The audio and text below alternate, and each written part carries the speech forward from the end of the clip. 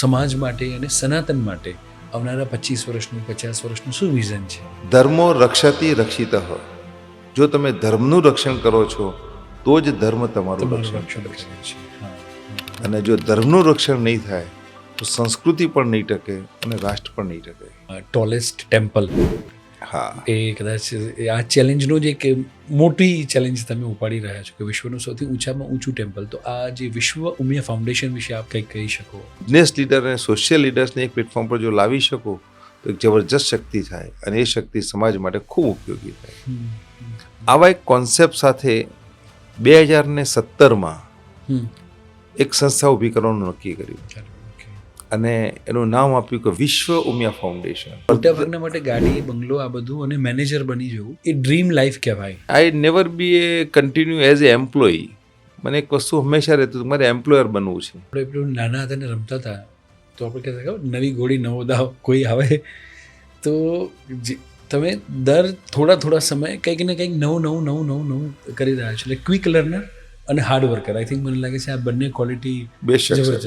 સનાતન ધર્મ, હિન્દુ ધર્મ જે છે એ બધા ધર્મોને એક સમાન દ્રષ્ટિએ જુએ છે. એ ક્યારે એવું નથી કહેતો કે અમારો ધર્મ શ્રેષ્ઠ છે, હોવા છતાં નથી કહેતો. મતલબ કે આ એક એવો પ્રકારનું કાર્ય હિન્દુ સમાજ છે કે જ્યાં બધાને સાથે રાખીને ચાલવામાં આવે છે. પણ ઘણી વખતે પોતાની આપણે હળદરનું દૂધ પીવું એ આપણે નાનપણથી આપણે બધા લોકોએ પીધેલું છે. હવે ત્યાં આગળ ટર્મરિક લાટે કરી અને એ કેફેમાં ઘણા મોંઘા ભાવે વેચાય છે. ત્યારે લોકો યુવાનો એક્સેપ્ટ કરે છે. અને એ જ ટર્મિક આપણી દાદી આપણને આરામથી જે તે વખતે એન્ટીબાયોટિક તરીકે આપતી હતી. સાહેબ, સનાતન ધર્મ છે ને એક સાયન્સ છે, ટોટલ સાયન્સ. સનાતન ધર્મની એક બાબતો જે કંઈ છે એની સાથે સાયન્સ જોડાયેલું છે. તમે દરેક જગ્યા ઉપર પકડી લેજો. એની પૂજા પદ્ધતિ તમે પકડી લો, એની દરેક વસ્તુ યોગથી પકડી લો. બાકી તો બહુ સ્પષ્ટ છે સાહેબ કે બટોગે તો કટોગે. આ યુનિવર્સલ કોન્સેપ્ટ છે. એ ચાહે આદિ અનાદિ કાળથી આવેલું એક સત્ય છે. એ જો આપણે નહીં સમજીએ અને માત્ર મોજ શોખમાં જ આપણે આપણી જિંદગી જીવવાના હોઈએ તો કાલે આપણા પરિણામ માટે તૈયાર રહેવું પડે. બાકી બધામાં કાઇન્ડ ઓફ 12th પછી તો આઈએએસ અને આઈપીએસ માટે ગ્રેજ્યુએશન પછી કેમ, અને એ આઈડિયા માટેનું પણ જો તમે કદાચ વાતચીત કરી શકો. હા, આરપી પટેલ સાહેબ, વેલકમ. અને આ અમારા માટે કદાચ ગર્વની વસ્તુ છે કે આપ જે સમાજ માટે જે કામ કરી રહ્યા છો એ હવે આપણી ગુજરાતી પોડકાસ્ટના માધ્યમથી આ આખા સમાજ તરફ, બધા જ ગુજરાતી ભાઈઓ અને બહેનો તરફ આપના વિચારોને અમે લઈ જઈ રહ્યા છીએ. So thank you very much. So શરૂઆત કરીએ આપણે. આપની જે લાઈફની જર્ની છે ને એ આખી પેલું જ્યારે મેં સ્ટડી કર્યું તો આખી પેલી રોલર કોસ્ટર રાઇડ જેવી રહેલી છે. તો મને એવું લાગે છે આપણે ત્યાંથી જ શરૂઆત કરીએ આપણી લાઈફની જર્નીથી. જી. કે બેંક હોય કે કન્સ્ટ્રક્શન ફિલ્ડ હોય, સમાજ સેવા હોય, ઘણું બધું આપણે કરેલું છે. તો કદાચ બ્રીફમાં આપ આપની જર્ની વિશે વાત કરી શકો. સાહેબ, હકીકતમાં એક નાનકડા ગામમાં જન્મ લીધો. મહેસાણા જિલ્લાના ઊંઝા તાલુકાના એક ગામમાં. ગામની સ્કૂલમાં જ અભ્યાસ કર્યો અને એ વખતે જૂનું 11મું ધોરણ હતું. 11મા ધોરણ સુધી ક્યારે પણ શહેર જોયું નહોતું. એટલે 11મા ધોરણ પછી જ્યારે કોલેજમાં જવાનો સમય આવ્યો ત્યારે મોટા બ્રધર એ વખતે એક એગ્રીકલ્ચર કોલેજ આણંદમાં સ્ટડી કરતા હતા. તો મધર ફાધર કહ્યું કે અમને અહીંયા મોકલી આપો. તો કોઈ કેરિયરના કોન્સેપ્ટ વગર એગ્રીકલ્ચર કોલેજમાં મારું એડમિશન થઈ ગયું. એટલે આણંદ એગ્રીકલ્ચર કોલેજમાં મેં ત્યાં અભ્યાસ કર્યો. 4 વર્ષના અભ્યાસ પછી બીએસસી એગ્રીકલ્ચરની ડિગ્રી લઈ અને એ જ વખતે એક બેંકની એક્ઝામ આવતી હતી, રિક્રુટમેન્ટ હતી. મેં એમાં એક્ઝામ આપી, પાસ થઈ ગયો તો બેંકમાં જોબ લાગી ગઈ. હવે એગ્રીકલ્ચરના સબ્જેક્ટમાં ગ્રેજ્યુએશન કર્યું અને બેન્કિંગમાં જવાનું થયું. તો એ પણ એક પાછો સબ્જેક્ટ થયો. તો બેન્કિંગ શીખ્યા બેંકમાં રહીને. ચાલુ બેંકમાં એવું થયું કે ઈચ્છા થઈ અને એક પ્રસંગ એવો બન્યો કે ભાઈ કાયદો એવું કહે છે કે દરેક વ્યક્તિ કાયદો જાણે છે. આવું કાયદો કહે છે. જ્યારે હું તો કાયદો જાણતો નહોતો તો મને એમ થયું કે કાયદો આવું જો માનતો હોય તો મારે કાયદો જાણવો જોઈએ. બસ આ ક્યુરિયોસિટીને લઈને મેં ચાલુ બેંકની અંદર LLB ચાલુ કર્યું, LLBમાં એડમિશન લીધું. ઓકે. અને it's a proud for me કે I was the first in Patan and Mehsana centre at that time LLBમાં. હા. વાવ. પછી એક બેન્કિંગ એક્ઝામ, મતલબ કે બેન્કિંગ કેરિયર આખી રહી. બેંકમાં પણ ત્યાં ઓફિસર એસોસિએશનમાં પ્રેસિડેન્ટની એક જવાબદારી, એક લીડરશિપનો, નેતૃત્વનો હંમેશા એક નેચર રહ્યો છે. એટલે ત્યાં પણ એક લીડરશિપમાં હતો. પણ પછી મનમાં એક વસ્તુ એક કાયમ ક્રિએટ થયા કરતી હતી કે આ એક મારું કમ્ફર્ટ ઝોન આવી ગયું છે. અને કમ્ફર્ટ ઝોન એટલે આઈ વોઝ ધ મેનેજર, મારી પાસે બધું જ, ગાડી, બંગલો બધું જ હતું, એક વેલ રેપ્યુટેશન હતું. તો મને એમ થયું કે હું આનાથી સેટિસ્ફાઈડ થઈ જઈશ. અને મારું મોટાભાગના માટે ગાડી, બંગલો, આ બધું અને મેનેજર બની જવું, હા, એ ડ્રીમ લાઈફ કહેવાય. સાહેબ આ વાત કરું છું ઓલમોસ્ટ લગભગ 2000ની. અને એ વખતે તો સમાજમાં બેંકની જોબ એટલે વ્હાઇટ કોલર બેંક જોબ કહેવાય. એટલે એ સંજોગોમાં તો એમ વિચારવું પણ એમ લાગે. પણ મનમાં એક હતું કે નહીં, આવું આ એક કમ્ફર્ટ ઝોનમાં રહીને મારું ડેવલપમેન્ટ નહીં થઈ શકે. I want to be something new. અને I never be a continue as a employee. મને એક વસ્તુ હંમેશા રહેતું હતું, મારે એમ્પ્લોયર બનવું છે, મારે કોઈને એમ્પ્લોયમેન્ટ આપવી છે અને કમ્ફર્ટ ઝોનમાંથી બહાર નીકળવું છે. મારી પરિસ્થિતિ એવી એસ જે વખતે નહોતી કે હું અનકમ્ફર્ટમાં જવું એને તરત જ એને સર્વાઈવ થઈ શકું. પણ આઈ હેવ ડિસાઇડેડ, મેં બેંકમાંથી રિઝાઇન કરી નાખ્યું અને કમ્ફર્ટમાંથી અનકમ્ફર્ટમાં જતો રહ્યો. અને ગયા પછી મેં એ વખતે બિલ્ડર તરીકેનો બિઝનેસ ચાલુ કર્યો. કુદરતની દયા હતી, મારો બિઝનેસ, મારો કોન્સેપ્ટ બહુ ક્લિયર હતા. દરેક વસ્તુમાં ડેડિકેશન હતું, નવા સબ્જેક્ટને શીખવાની એક ધગશ હતી. એગ્રીકલ્ચર કોલેજ કરેલી, જોબ બેંકમાં કરી અને કન્સ્ટ્રક્શનનો બિઝનેસ. એટલે મારા માટે તો બધી ABCD જ હતી. બધું જ 360 ડિગ્રી, બધું જ ABCD ઝીરોથી શરૂ કરવાનું હતું. પણ એક નાની પાર્ટનરશિપથી જોડાઈ અને આખો બિઝનેસને મેં ફક્ત 2 જ વર્ષમાં શીખી લીધો. અને 2 વર્ષ પછી મેં મારી પોતાની સ્કીમ મૂકી અને ધીરે ધીરે એની અંદર એક માસ્ટરી ક્રિએટ કરી. અને એટલા સુધી કે એ વખતે 2001માં આઈ થિંક ધરતીકંપ આવેલો. તો એ વખતે બિલ્ડર એસોસિએશનની રચના થયેલી. તો મહેસાણા જિલ્લાની જવાબદારી મેં લીધેલી. અને એમાંથી ધીમે ધીમે 2011 અને 12માં ક્રેડાઈ ગુજરાત, એટલે ગુજરાતના બિલ્ડર એસોસિએશનનું જે ફોરમ છે એને ક્રેડાઈ ગુજરાત કહે છે, એના ચેરમેન તરીકેની જવાબદારી મેં સ્વીકારી. આ જ વખતે જે પ્રમાણે ગવર્મેન્ટમાં વેકન્સી ક્રિએટ થતી હતી ત્યારે કેટલાક સ્ટુડન્ટ મારી પાસે આવ્યા. એમણે મહેસાણાની અંદર મને એમ કહ્યું કે સાહેબ આવા ક્લાસીસ ચાલુ કરવા છે, તમને હેલ્પ કરો. હવે મારી પાસે હેલ્પ કરવાનો મારો કોન્સેપ્ટ જ નહોતો અને મારું ફિલ્ડ પણ નહોતું. એટલે મેં કીધું કંઈ વાંધો નહીં, હું ઊંઝા સંસ્થા સાથે જોડાયેલો. તો મેં ત્યાં વાત કરી તો એ લોકોએ મને અમદાવાદમાં IAS ટ્રેનિંગ સેન્ટર ચાલતું હતું એના ચેરમેનની જવાબદારી આપી. મને ચેલેન્જ લાગી, મેં સ્વીકારી પણ લીધી. પણ દરેક વસ્તુમાં સાહેબ ચેલેન્જ હોય છે. મેં એને ચેલેન્જ તરીકે સ્વીકારી. જે વસ્તુમાં મને ABCD ખબર નહોતી એ ABCD, કારણ કે IAS ટ્રેનિંગ સેન્ટરની જવાબદારી એટલે UPSC શું, એના સબ્જેક્ટ શું, એની એક્ઝામ શું, ફેકલ્ટી શું, બધી વસ્તુ તમારે જાણવી પડે. મને કંઈ જ ખબર નહીં. મેં 4 મહિના અભ્યાસ કર્યો, હું ખુદ શીખ્યો કે આ શું છે. અને પછી નવેસરથી આખું એક એડમિશન સિસ્ટમ ચાલુ કરી અને મેં કરી. અને it's a proud for me કે 2014માં લગભગ નિયર ટુ 80 સ્ટુડન્ટ્સ એ વખતે એમાંથી પાસ થયા હતા. વાવ વાવ.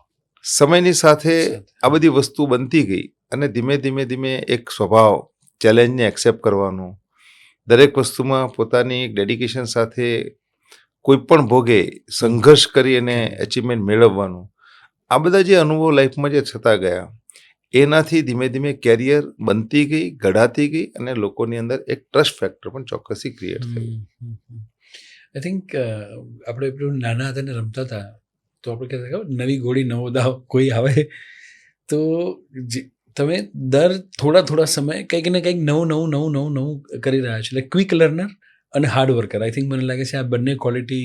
બેશક હાર્ડ વર્કરના બાબતમાં તો હું એમ કહી શકું કે એક વખતે કોઈ પણ વસ્તુ જો મગજમાં ઠાની લીધી તો પૂરી ન થાય અથવા તો સક્સેસ ન મળે ને ત્યાં સુધી એમાં મારી કોઈ જગ્યા પર એમાં કોઈ રૂકાવટ આવે જ નહીં. મને યાદ છે કે મેં જ્યારે LLBની એક્ઝામ આપી ને ત્યારે એ વખતે એક એવો મૂડ થયો હતો કે ભાઈ આ વખતે એક્ઝામ નથી આવતી, નેક્સ્ટ ટાઈમ આપીશ. અને મીનવાઇલ મારો એક્સિડન્ટ થયો.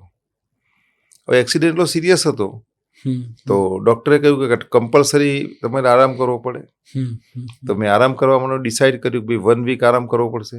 બન્યું એવું 1 વીક પછી LLBની એક્ઝામ હતી, જેવું નહોતું આપવાનું. હમ, પણ મને એમ થયું કે 1 વીક શું કરીશ, હમ, આવ ડિસાઇડેડ એક્ઝામ આપી દેવીશ. અને શરીરમાં પાટા બાંધેલા ચારે બાજુ, છતાં ડિસાઇડ કર્યું કે એક્ઝામ આપવી છે.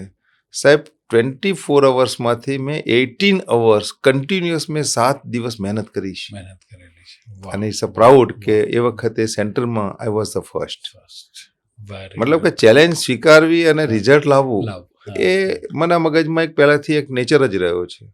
અને આઈ થિંક હવે તમે હમણાં પણ બીજી નવી ચેલેન્જ માટે કામ કરી રહ્યા છો, ટોલેસ્ટ ટેમ્પલ. હા, એ કદાચ આ ચેલેન્જનો જ એક મોટી ચેલેન્જ તમે ઉપાડી રહ્યા છો કે વિશ્વનું સૌથી ઊંચામાં ઊંચું ટેમ્પલ. તો આ જે વિશ્વ ઉમિયા ફાઉન્ડેશન વિશે આપ કદાચ કંઈક કહી શકો. મેં સાહેબ જે આપણને વાત કરી એ પ્રમાણે IS ટ્રેનિંગ સેન્ટર પછી ક્રેડાઈ ગુજરાતના ચેરમેનની જવાબદારી, અને એ પ્રકારે મારી પોતાની કન્સ્ટ્રક્શનની સ્કીમો, આ બધું ગોઈંગ ઓન હતું. પણ 2015-16માં ગુજરાતમાં એક અલગ પ્રકારનો એક એમ્બિયન્સ અને એક માહોલ ક્રિએટ થયો.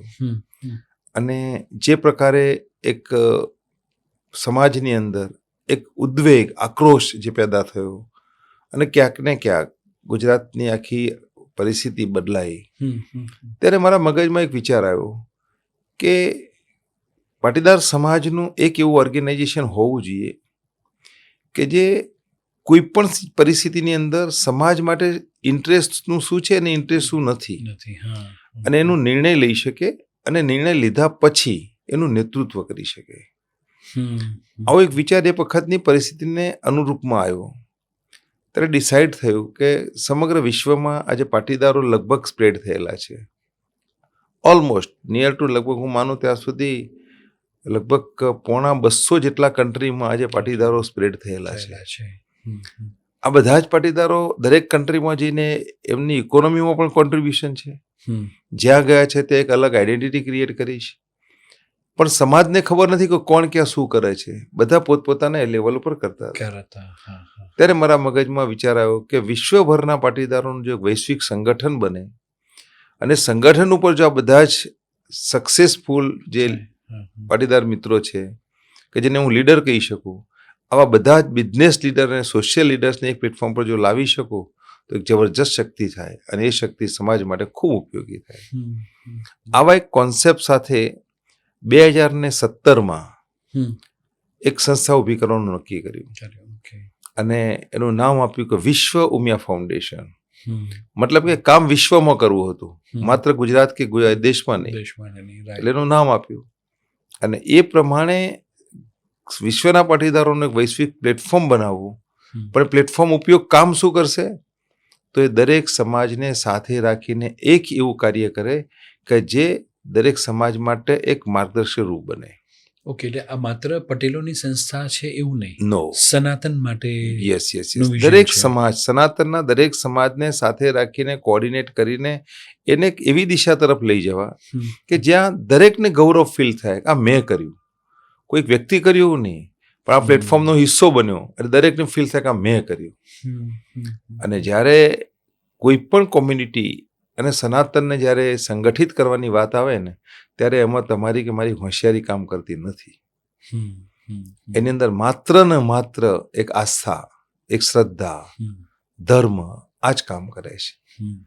અને એ એક સાયકોલોજીને લઈને એક ડિસિઝન એવું લીધું કે ભાઈ આના માટે સનાતન ધર્મના પ્રતીક રૂપે શિવ અને શક્તિનું જો વિશ્વનું ટોલેસ્ટ ટેમ્પલ બનાવવામાં આવે તો બધા જ લોકો એક પ્લેટફોર્મ પર કનેક્ટ થઈ શકે. અને જે જગતજનની માં ઉમિયા કહીએ છીએ એ હકીકતમાં માં પાર્વતી છે, મતલબ કે શક્તિ છે, શિવજીના પત્ની છે. અને બ્રહ્માંડની રચના થઈ ત્યારથી શિવ અને શક્તિ છે. જે કંઈ ધર્મ સંપ્રદાય તમે જે કંઈ વિચારો છો તો એ બધા જ આમાંથી ક્રિએટ થયેલા છે.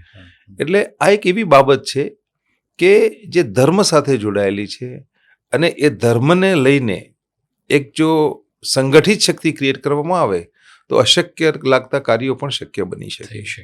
એટલે આવા જ વિચારથી એક એવું ટેમ્પલ બનાવવું કે જે સામાજિક શક્તિનું એક જબરજસ્ત કેન્દ્ર બને. કેન્દ્ર થઈ શકે.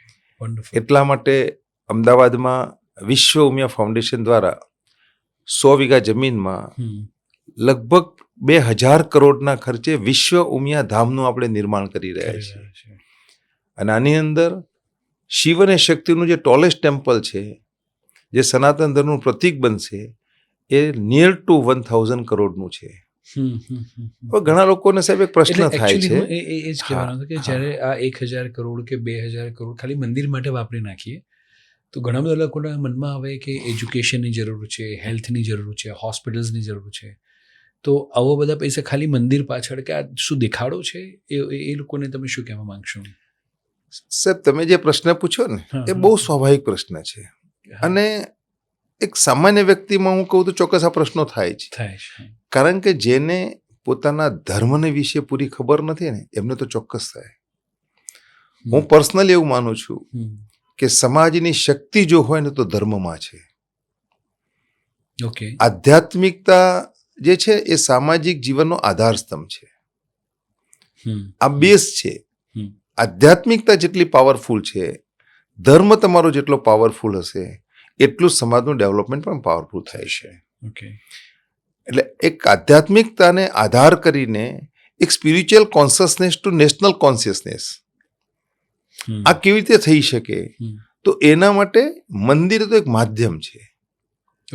દર્શન કરવા છે, પૂજા કરવી છે, આરતી કરવી છે, તો સાહેબ 10-15 લાખના મંદિરમાં પણ થઈ શકે. એના માટે 1000 કરોડનું ટેમ્પલ ઇઝ નોટ રિક્વાયર્ડ. તો કમસે કમ એવા લોકોએ વિચારવું જોઈએ કે આરપી સાહેબ જ્યારે 1000 કરોડનું મંદિર બાંધવાની વાત કરે છે તો કંઈક એથિક્સો હશે, કોઈક કારણ હશે. એવું તો નહીં હોય ને કે માત્ર મંદિર માટે. મંદિરો એ તમારા સામાજિક શક્તિનો આધાર છે. સનાતનની શક્તિનો એક એવું પ્લેટફોર્મ છે કે જ્યાં સનાતની સમાજના લોકો સંગઠિત બને, પોતાના ધર્મ વિશેની ચર્ચા કરે, સંસ્કૃતિની ચર્ચા કરે અને એને આધાર માનીને રાષ્ટ્ર માટે પોતે શું કરી શકે એના માટે એ પોતાનું યોગદાન આપે. આ મંદિર એના માટે છે. આ મંદિર માત્ર ભજન કીર્તન માટે નથી.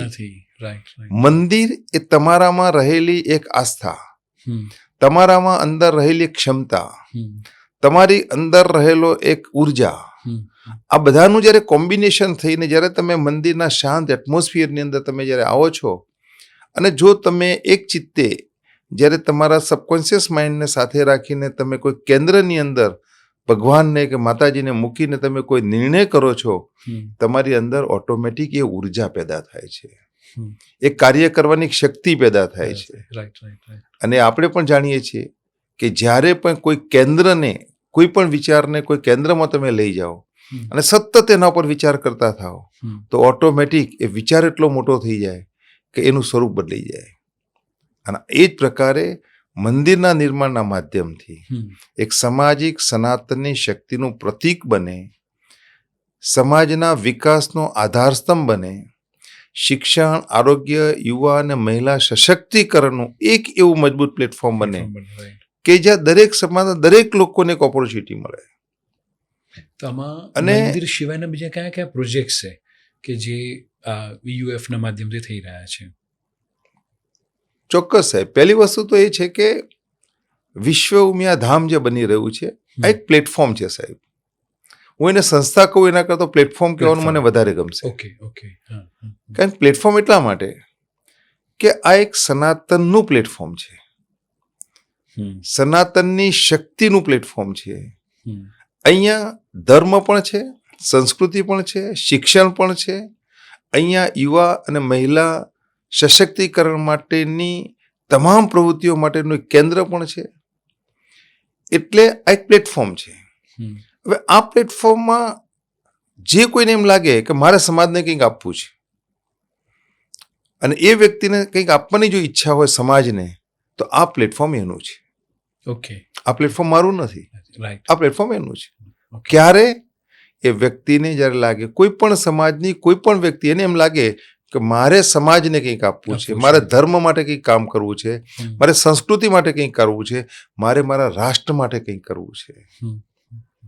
મોદી સાહેબ કહે છે કે વિકસિત 2047નું ભારત બનાવો છે.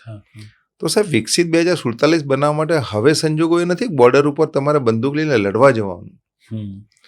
તમારા માનસિક વિચારોની શક્તિ એટલી પાવરફુલ બનવા જોઈએ, તમારા ઇન્ટરનલ વિચારો એક એટલા સ્કેલ ઉપર બનવા જોઈએ કે મારા રાષ્ટ્ર માટે હું શું કરી શકું, લો એન્ડ ઓર્ડર માટે હું શું કરી શકું, કરેક્ટ સિસ્ટમને એક રેગ્યુલર સિસ્ટમમાં લાવવા માટે હું શું કરી શકું.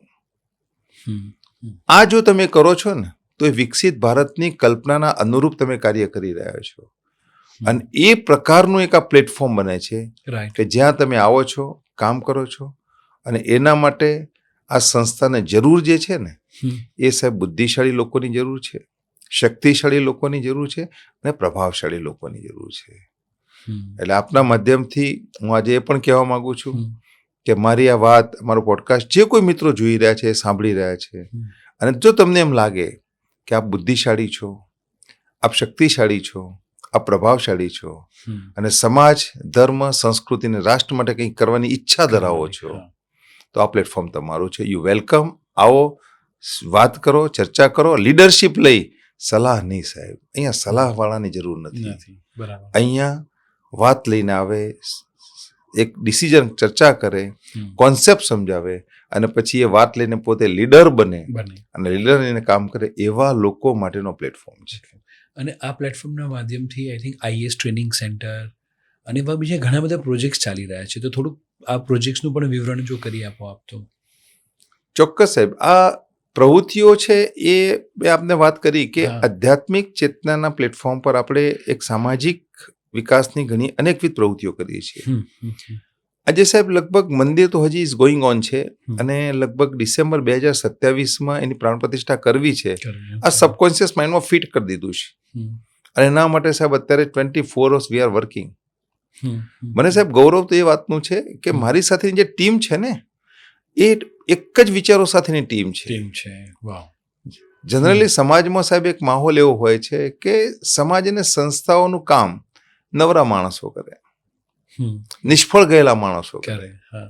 વિશ્વમાં ફાઉન્ડેશને સાહેબ સમાજમાં એક વસ્તુ પ્રૂવ કરી છે કે અહીંયા સફળ માણસો એનું નેતૃત્વ કરે છે. લાખો કરોડો લોકો જે કમાય છે, બિઝનેસ કરે છે, એ લોકો અહીંયા આવીને સેવા નહીં પણ સમાજની, ધર્મની, રાષ્ટ્રની સેવા કરે છે.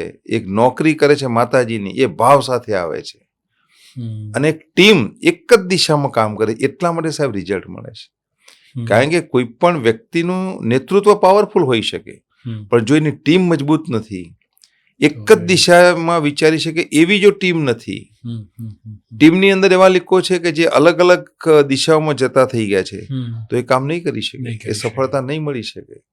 સફળતા એટલા માટે મળે છે અને એટલે જ આ પ્લેટફોર્મ પર યુવા શક્તિને સાહેબ અમે બહુ પ્રમોટ કરીએ છીએ. ઓકે. કારણ કે આવનારું ભવિષ્ય યુવા શક્તિ છે. પણ મોટે ભાગે જે આવી સામાજિક પ્રવૃત્તિઓ હોય, યુવા એનાથી ઊંધો જ ચાલતો હોય અથવા એમનો ઇન્ટરેસ્ટ નથી હોતો મોટે ભાગે, તો આપ યુવાઓને કેવી રીતે જોડી રહ્યા છો અથવા કેવી રીતે જોડી શકાય? જનરલી સાહેબ આ ફરિયાદ છે ને મોટાભાગની સંસ્થાઓ કરતા હોય છે, મોટાભાગના સમાજ પણ આ જ ફરિયાદ કરતા હોય છે કે યુવાનો જોડાતા નથી. સાહેબ મને તો ગૌરવ એ છે કે વિશ્વ ઉમિયા ફાઉન્ડેશનની અંદર લગભગ ઓલમોસ્ટ 70% યુવાનો જ છે. ઓહો. કારણ અહીંયા ધર્મ છે તો સાથે શિક્ષણ પણ છે, ધર્મ છે તો યુવા અને મહિલાની અનેકવિધ પ્રવૃત્તિઓ છે. અહીંયા યુવાનને બેઝિક એના જે કોન્સેપ્ટ છે કે તમે માત્ર તમારી વાતો કરશો તો યુવા નહીં જોડાય, યુવાઓને જોડવા છે તો તમારે એના જેવા થવું પડે. એને શું જોઈએ છે એ સમજવું પડે, એને એજ્યુકેશન જોઈએ છે. તો મેં કહ્યું એમ મંદિર બને છે તો એની સાથે એજ્યુકેશનનું સેન્ટર પણ, ધામ પણ બને છે. તો આજે આપણી પાસે નથી તો સંસ્થાએ શું કર્યું? એક વિચાર એવો કર્યો કે ભાઈ અમારી પાસે નથી, લોકો પાસે તો સંસ્થાઓ છે, કોલેજો છે, યુનિવર્સિટીઓ છે. આજે વિશ્વ ઉમિયા ધામ સાથે 9 યુનિવર્સિટી અને 20 કોલેજો જોડાયેલી છે.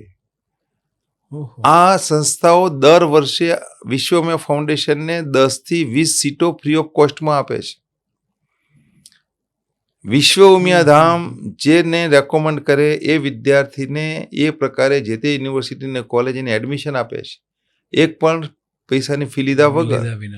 પણ સંસ્થાએ ક્રાઇટેરિયા મૂક્યો છે 65% ઉપર અને 4 લાખથી ઓછી આવક હોય એ જ રેકોમેન્ડ થઈ શકે. આમાં કોઈની લાગવગ ન ચાલે. કારણ આ સંસ્થાના માલિક તરીકે માં ઉમિયા છે, શક્તિ છે. હું તો એનો પ્રતિનિધિ તરીકે કામ કરું છું. એટલે અહીંયા બીજી કોઈ વસ્તુ છે જ નહીં. ધર્મના નામે કોઈ આડંબર નથી. ધર્મના નામે કોઈ પ્રકારના કોઈ સ્વાર્થની વાત લઈને આ સંસ્થામાં આવતા લોકો કામ નથી કરતા. એટલે યુવાને ગમતું શિક્ષણ છે તો શિક્ષણની વ્યવસ્થા કરી છે. એમને કેરિયર જોઈએ છે તો કેરિયર માટે માની લો નોકરી કરવી છે તો એના માટે દરેક પ્રકારની એક્ઝામ આપી શકે એ પ્રકારના તાલીમ વર્ગ આજે ગાંધીનગરમાં આપણે શરૂ કર્યા છે. ઓકે. મતલબ કે એને રોજગારી માટે એની કેરિયર માટે એ ચાલે છે.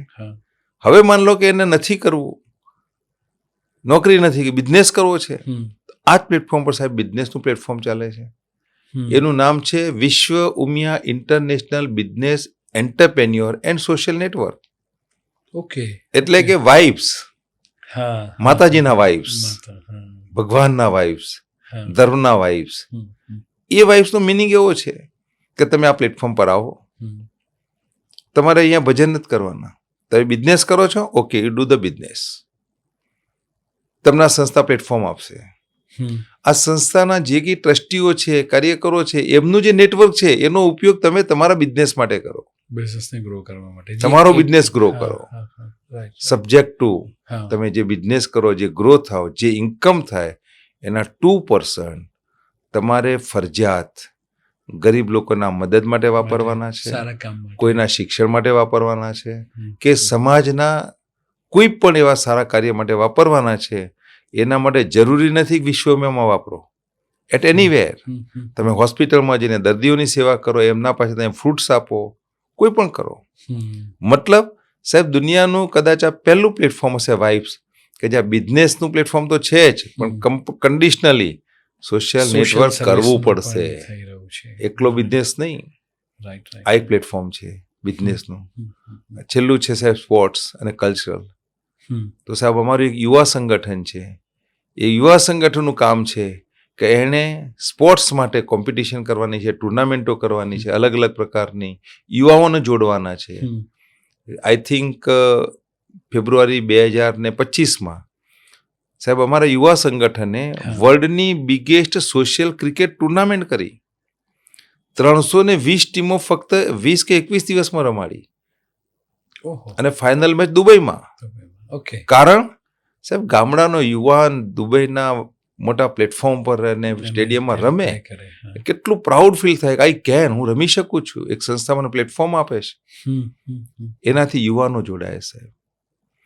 સાહેબ એ સ્પોર્ટ્સનો એક વિડીયો હતો, મને હજી યાદ છે, 7 કરોડ યુવાનોએ એનો વિડીયો જોયો હતો.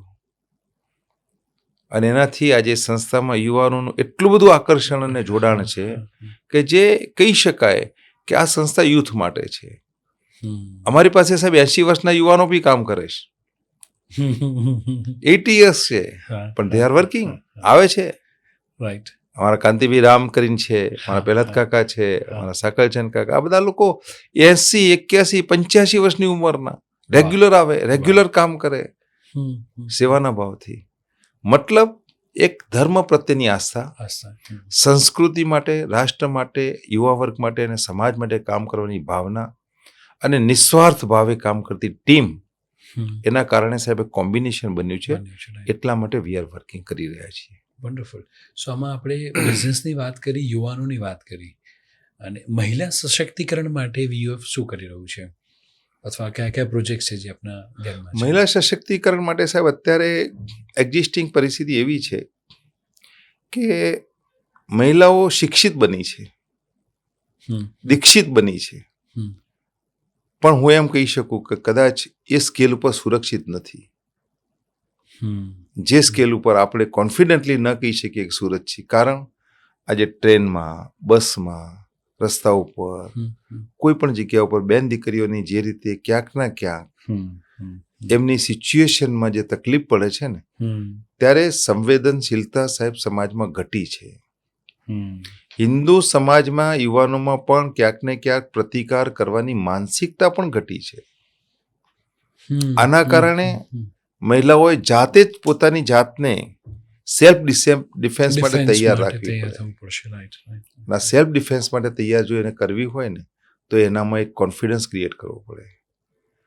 અને આના માટે સાહેબ અમારી સંસ્થા સતત કામ કરે છે.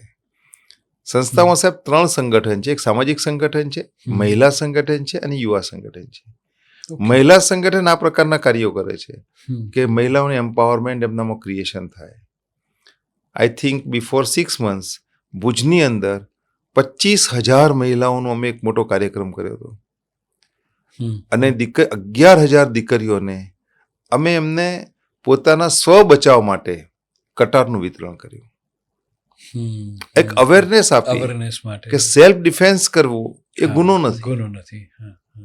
પણ કમસે કમ તમે જો લક્ષ્મીના સ્વરૂપમાં જન્મ્યા છો, દુર્ગાના સ્વરૂપમાં જો તમે તમારા પરિવાર અને સમાજમાં કામ કરો છો, તો જરૂર પડે તો કાળીના સ્વરૂપમાં આવા દુષ્ટ તત્વોનો તમારે સામે સામનો પણ કરવો પડે.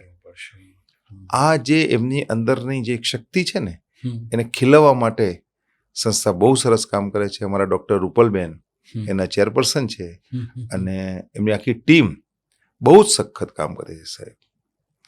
એટલે યુવાનો માટે સ્પોર્ટ્સનું, કલ્ચરલની આ બધી એક્ટિવિટીઓ સાથે સાથે થઈ રહી છે.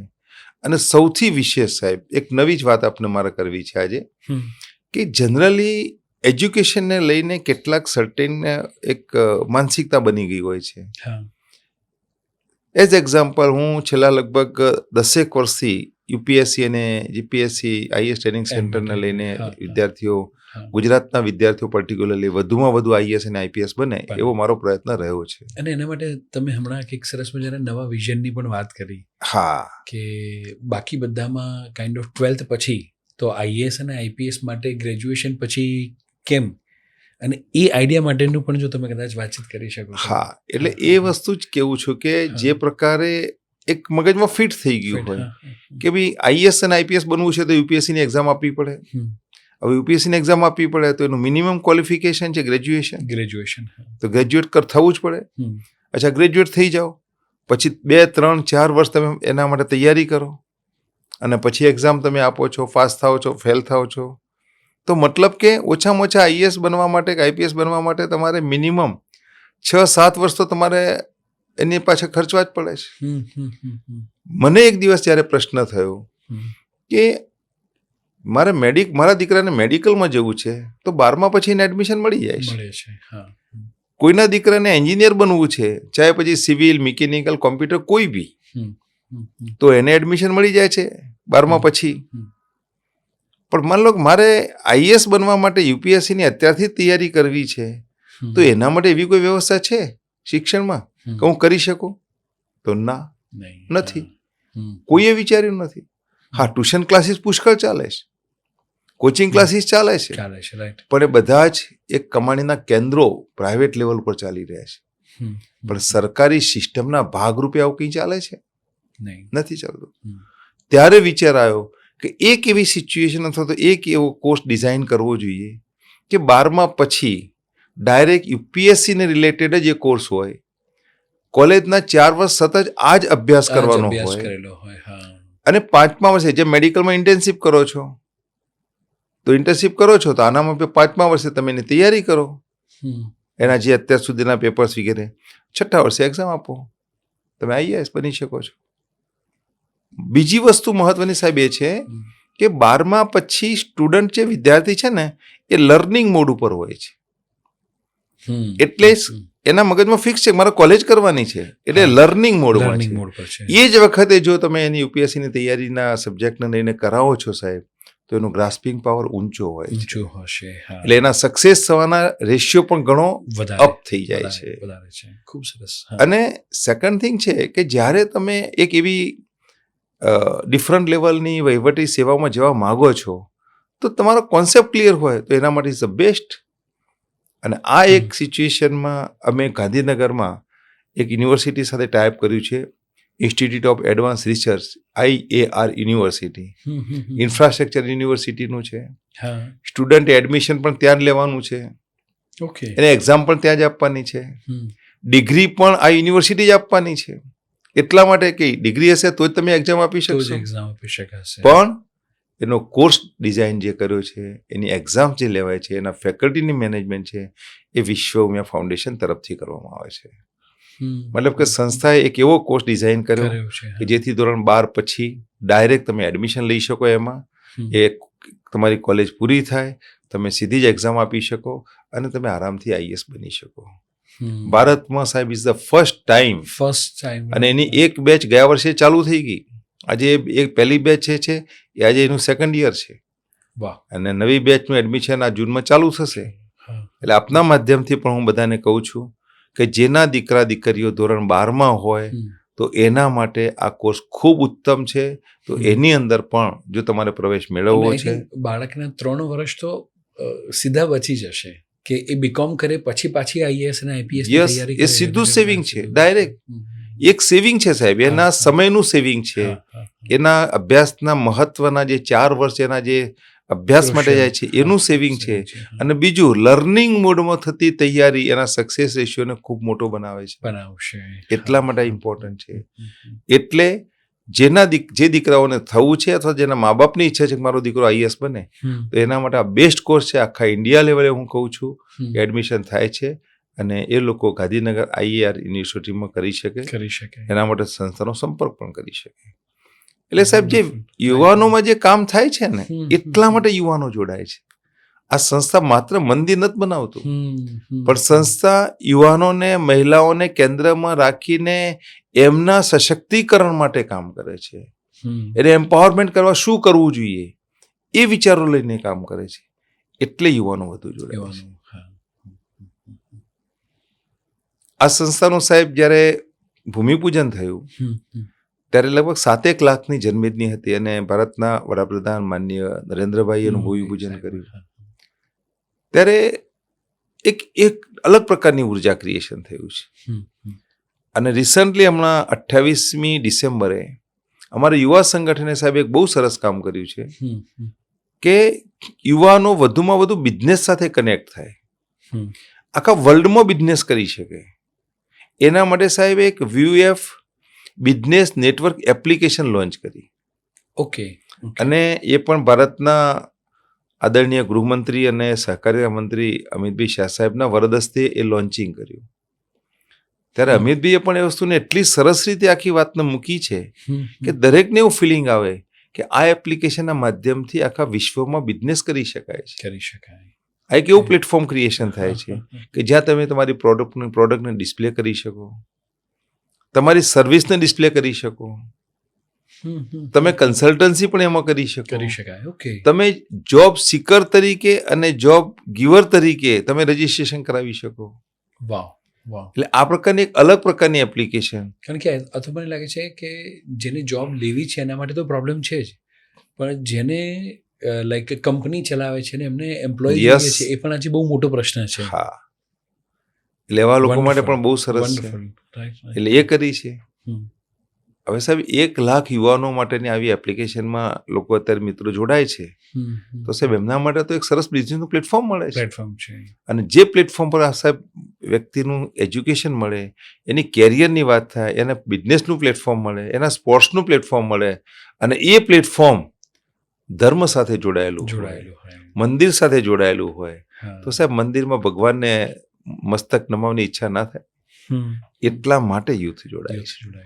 એટલે હું કહી શકું કે આ માત્ર મંદિર નથી, આ સમાજના, યુવાનોના, મહિલાઓના વિકાસના, ડેવલપમેન્ટનું એક એવું કેન્દ્ર બની રહ્યું છે કે જ્યાં આગળ આવનારા દિવસોમાં આ જ કેન્દ્ર એક શક્તિના સ્વરૂપમાં સમગ્ર સમાજને દિશા આપશે. Wonderful, great. અને આ એપ્લિકેશનના માધ્યમથી યુવાનો જોડાઈ શકશે. તો આ એપ્લિકેશનનું નામ કે જે આપણે ડિસ્ક્રિપ્શનમાં પણ આની લિંક મૂકી દઈશું, તો કોઈ પણ વ્યક્તિ એને ડાઉનલોડ કરી અને જોડાઈ શકે. એને સાહેબ 2 રીતે છે. સંસ્થાની વિશ્વ ઉમિયા ફાઉન્ડેશન એક એપ્લિકેશન છે, એ એપ્લિકેશનમાં જઈને પણ આની અંદર એ એપ્લિકેશન ડાઉનલોડ કરી શકે, અથવા VUF બિઝનેસ નેટવર્ક એપ્લિકેશન એક અલગ એપ્લિકેશન છે, એની અંદર પણ એ રજીસ્ટર થઈ અને એમાં જોઈન થઈ શકે. વન્ડરફુલ. બંને એપ્લિકેશનની લિંક આપણે ડિસ્ક્રિપ્શનમાં મૂકી દઈશું. યસ. અને તમે જ્યારે આટલું મોટા લેવલે કામ કરી રહ્યો છો, કદાચ ઘણા બધા લોકોના મગજમાં આટલા વિચાર પણ ન આવે જે લેવલે તમે કામ કરી રહ્યા છો, અને સમાજની જ્યારે તમે સાથે લઈને પણ ચાલી રહ્યા છો, ત્યારે તમને શું લાગે છે એઝ અ લીડર કઈ 4 કે 5 મેજર ચેલેન્જ આવી રહી છે? સાહેબ, ચેલેન્જીસ તો કેવું છે કે 4 ને 5 નથી હોતી, પણ એ અગણિત સંખ્યામાં હોય છે. રોજ એક નવું કંઈક રોજ સાહેબ 3 સમસ્યાઓ આવે, એમાંથી એકાદ બે સોલ્વ થાય ને એક તો પેન્ડિંગમાં ચાલતી જ હોય છે. ચાલતી હોય. હા હા હા. કારણ કે ચાણક્યનું એક વાક્ય છે કે તમે કોઈ પણ સારા 2 કાર્યો કરો ને એટલે તમારા ટીકાકારો અનેક ઊભા થઈ જાય. અને ટીકાકારો એવા હોય કે પોતે કરતા ના હોય પણ બીજાની ટીકા કરીને આનંદ લેતા હોય. પોતાને ન મળેલી સક્સેસના કારણે બીજાની સક્સેસને રોકી શકીને આનંદ લેતા હોય એવા લોકો હોય. એવા હોય. હા હા. એટલે ડગલે ને પગલે આવા લોકો મળે છે. કારણ કે સમાજ છે સાહેબ, સમાજની અંદર જ્યારે સારા કાર્ય અને પણ નિસ્વાર્થ ભાવે સાહેબ જ્યારે કામ કરવા નીકળો છો ત્યારે જાણે અજાણે તમે ઘણા બધા લોકોના માટે, કેટલાક લોકોના માટે બહુ જ સારા છો અને કેટલાક લોકો માટે તો બહુ ખરાબ પણ છો. કારણ તમે ક્યાંક ને ક્યાંક એમની કોઈક વસ્તુ પડાવી રહ્યા છો એવું એમને ફીલ થાય છે. રાઈટ. ક્યાં તો કોઈનું નેતૃત્વ તમને એવું ફીલ થાય છે, કંઈક ના કંઈક એવું ફીલ થાય છે. કારણ કે ઘણી વખતે મને જે અનુભવો થયા છે કે સારા કાર્યમાં તો જનરલી સહયોગ કરવાનો જ હોય, તો એમાં બીજી વાત તો હોય જ ન શકે. પણ જ્યારે ખબર પડે કે નહીં આ ભાઈ છે અથવા તો આ છે, એ લોકો આ પ્રકારે કરી રહ્યા છે, આવું કરી રહ્યા છે, ત્યારે આપણને ચોક્કસ દુઃખ થાય છે. પણ એક પ્રિન્સિપલ સાહેબ બનાવી દીધો છે. ગુજરાતીમાં કહેવત છે, વકરો એટલો નફો. જે કોઈ વ્યક્તિ આવે છે, જોડાય છે, કામ કરે છે, મદદ કરે છે, બસ એટલું તો કમસે કમ મને પ્રોફિટ થાય છે કે જે કામ મારે કરવાનું હતું એટલા ટકાનું કામ એ કરી આપે છે. બધા સાથે મળીને એ લોકો એટલા તો સારા છે કે જે ઘરે બેસીને માત્ર પોતાની લાઈફ જ જીવે છે, ક્લબ કલ્ચરની અંદર જ જીવે છે, દેશ વિદેશમાં માત્ર પ્રવાસો કરીને પોતે ખુશ થાય છે, સમાજ માટે ક્યારે એમનો એ વિચારતા નથી. તો એના કરતો તે લોકો સારા છે. કમસે કમ ત્યાં આવીને આ એક ધર્મ સંસ્કૃતિ માટે કામ કરતી સંસ્થાને સપોર્ટ કરવા તો આવે છે. એટલા માટે સાહેબ એવા લોકો સારા પણ મળે છે, આ પ્રકારના વિચિત્ર પણ મળે છે, ઓપોઝિટ મળે છે, બધા જ પ્રકારના છે. આ એક આવ્યું કે કાઇન્ડ ઓફ આવા ક્રિટિક્સ છે, રાઈટ, કે જે કદાચ પેલું વચ્ચે કંઈક નડતરનું કામ કરતા હોય. એ સિવાય બીજી કોઈ મોટી ચેલેન્જ તમને કદાચ આવી રહી? કારણ કે મને એવું લાગે છે કે બિંગ અ લીડર, લોકોને સાથે લઈને ચાલવું એ જ કદાચ સૌથી મોટામાં મોટી ચેલેન્જ હોય છે. તો એવી કોઈ બીજી ચેલેન્જ પણ ફેસ કરી રહ્યા? સાહેબ, ઘણી વખતે હું મારા પ્રવચનોમાં કહું છું કે દાન 5 પ્રકારના છે. 5 પ્રકારના દાન છે. ઓકે. ઘણા લોકો કહે ને કે હું તો શું આપી શકું સાહેબ, મારી પાસે કંઈ નથી. પણ હકીકત એવું નથી. હકીકતમાં 5માંથી એક દાન તો એની પાસે છે જ. ઓકે. 5 દાન કયા? તો એક દાન છે અર્થદાન. તમારી પાસે લક્ષ્મીજીની સારી કૃપા છે તો તમે કોઈ પણ સારા કાર્યની અંદર તમે અર્થદાન આપો છો, મતલબ કે લક્ષ્મી આપો છો, ધન આપો છો. ધનનું દાન કરો ને એટલે ઓટોમેટિક એ લક્ષ્મીનો દરજ્જો પ્રાપ્ત કરે, એને અર્થદાન કહેવાય છે. બીજું દાન છે સમયદાન. ઘણા લોકો છે જોબ કરે છે અથવા તો એક લેવલ સુધી એમના એટલું ઇકોનોમિકલ પોઝિશન પાવરફુલ નથી, પણ માઇન્ડ પાવરફુલ છે, સમય આપવો છે, સમાજ માટે કામ કરવું છે. તો એવા લોકો જે સમય આપે છે એ ટાઈમ ડોનર છે. મતલબ કે સાહેબ એક સિક્કાની 2 બાજુ છે, એક ટાઈમ ડોનર છે અને એક અર્થ ડોનર છે. આ બંને છે ને તો સમાજનું કામ થાય છે. એટલે ટાઈમ ડોનર બી એટલા જ ઇમ્પોર્ટન્ટ છે. રાઈટ. ત્રીજા ડોનર છે એ ઇન્ટેલિજન્ટ ડોનર, મતલબ કે એ લક્ષ્મીદાતા, સરસ્વતી, બુદ્ધિદાતા. આ બુદ્ધિદાતા સાહેબ છે ને તમારા જેવા, કે દાખલા તરીકે તમારા મગજમાં કોઈ વિચાર આવે છે, સારો વિચાર આવે છે, એ વિચાર તમે મને આપો છો, મને એમ લાગે છે કે વિચાર બહુ સારો છે, તો કદાચ એવું બને કે એનાથી આખી સમાજની દિશા બદલાઈ જાય છે. અથવા તમારી પાસે જે ક્ષમતા છે, તમારી પાસે રહેલી ક્ષમતાનો ઉપયોગ તમે સમાજના કે આ પ્રકારની સંસ્થાઓના ડેવલપમેન્ટમાં મદદ કરીને કરો છો, તો તમે પણ બુદ્ધિદાતા છો. ચોથું દાન છે સાહેબ શબ્દદાતા. ઓકે. શબ્દદાતા એવું દાન છે કે તમારી પાસે અર્થ નથી, સમય પણ નથી, ચલા બુદ્ધિ પણ એવી નથી, પણ તમે વિશ્વમ્યા ધામમાં આવ્યા છો, આ બધું જુઓ છો, સાંભળો છો, તમને લાગે તો બહુ સરસ કાર્ય થઈ રહ્યું છે. સનાતનની એક પાવરફુલ સંસ્થા એક ઉભરી રહી છે, ધર્મ માટે કામ કરે, સમાજ માટે કામ કરે, શિક્ષણ માટે કામ કરે છે. આ તો બહુ સરસ છે. પણ એ પોતે કશું આપી શકતો નથી. તો એ શું કરે? એના સર્કલમાં, એના સમાજમાં ત્યાં જઈને આ બધી વાતો કરે છે કે વિશ્વમ્યાધામમાં બહુ સરસ એક્ટિવિટી થાય છે. અને એની વાત સાંભળી અને કોઈ પણ વ્યક્તિ અર્થદાન આપવા આવે છે, કોઈ સમયદાન આપવા આવે છે, કોઈ બુદ્ધિદાન આપવા આવે છે, ધેટ મીન્સ એ વ્યક્તિ પણ શબ્દદાતા છે. મહત્વનું છે. તો તમે આ પણ બની શકો છો. અને પાંચમું દાન છે સાહેબ, લગભગ મોટાભાગે દરેકની પાસે હોય. એક માનવ સહજ સ્વભાવ છે. ઈર્ષ્યા એ એનો અંદરનો એક પ્રકારનો રોગ છે. અને રોગ દરેકમાં હોય. ફરક એટલો છે, કોઈમાં 0% ના હોય, પણ 1% હોય, અને કોઈનામાં 100% હોય. અને આ દાન છે નડતર દાન. આ નડતર દાન છે કે કોઈ પણ સારું કામ થાય એટલે એને નડી લેવું. આવા નડતર દાતાઓ સમાજમાં જે છે ને, એ બહુ જ નુકસાન કરે છે. કારણ સમાજમાં કે સંસ્થામાં કામ કરતા લોકોની ગતિ કાપવામાં આ નડતર દાતાઓ ખૂબ મોટો રોલ ભજવે છે. એટલે જો સમાજમાંથી આવા નડતર દાતાઓને કન્વર્ટ કરવામાં આવે ને, તો પણ સમાજની પ્રગતિ વધી જાય. એટલે આ 5 પ્રકારના દાન હું અત્યારે સમાજમાંથી મેળવું છું. જેનું આપે, જેની પાસે જે હોય આપે. પણ દાન લેવાની પણ એક અલગ તમારી આવડત પણ છે અને કળા પણ છે. કારણ કે કઈ ના આપી શકે તો છેવટે નડતર દાન આપી દે ભાઈ, તો પણ અમારા માટે ઘણું છે. ખૂબ સરસ, ખૂબ સરસ. અને આઈ થિંક મને લાગે છે કે આ બધી જ વસ્તુઓમાં ટકાવી રાખવા માટે કોઈ દૈવીય શક્તિ કામ કરતી હોય એવું આપને લાગે? ચોક્કસ સાહેબ. હું એમ કહી શકું કે જે પ્રકારે વિશ્વમ્યા ફાઉન્ડેશન 2017માં 8મી જુલાઈ 2017માં એની પહેલી સભા થઈ, એના પછી 2 વર્ષના કોરોનાના ગયા, અને ઓલમોસ્ટ લગભગ 5 કે 6 વર્ષ જેટલો સમયગાળામાં આ સંસ્થાએ સાહેબ જે કામગીરી કરી છે, એ કામગીરીમાં જે પ્રકારે સફળતા મળી છે, જે પ્રકારે યુથ જોડાયું છે, મહિલા જોડાઈ છે, સમાજના ઘણા બધા સારા લોકો જોડાયા છે, સાહેબ કરોડોપતિ જોડાયા છે. એક સંપત્તિ હોવા છતાં સાહેબ કોઈ જાતના અભિમાન વગર ત્યાં આવીને માતાજીની સેવા કરતા હોય એ ભાવ સાથે સમાજનું કામ કરે છે. અને આટલી બધી ટીમને સાથે રાખવામાં પણ હું સફળ રહ્યો છું. તો સાહેબ હું ચોક્કસ કહી શકું કે આ મારી વ્યક્તિગત સફળતા, મારી વ્યક્તિગત બુદ્ધિ નથી. ચોક્કસ કોઈ દૈવી શક્તિ મને સપોર્ટ કરી રહી છે. એના કારણે જ આ ભગીરથ કાર્ય હું કરી રહ્યો છું અને એમાં મને સફળતા મળી રહી છે. એટલે એમાં હું સાહેબ 100% સંમત છું કે દૈવી શક્તિ વગર આ કાર્ય અશક્ય છે.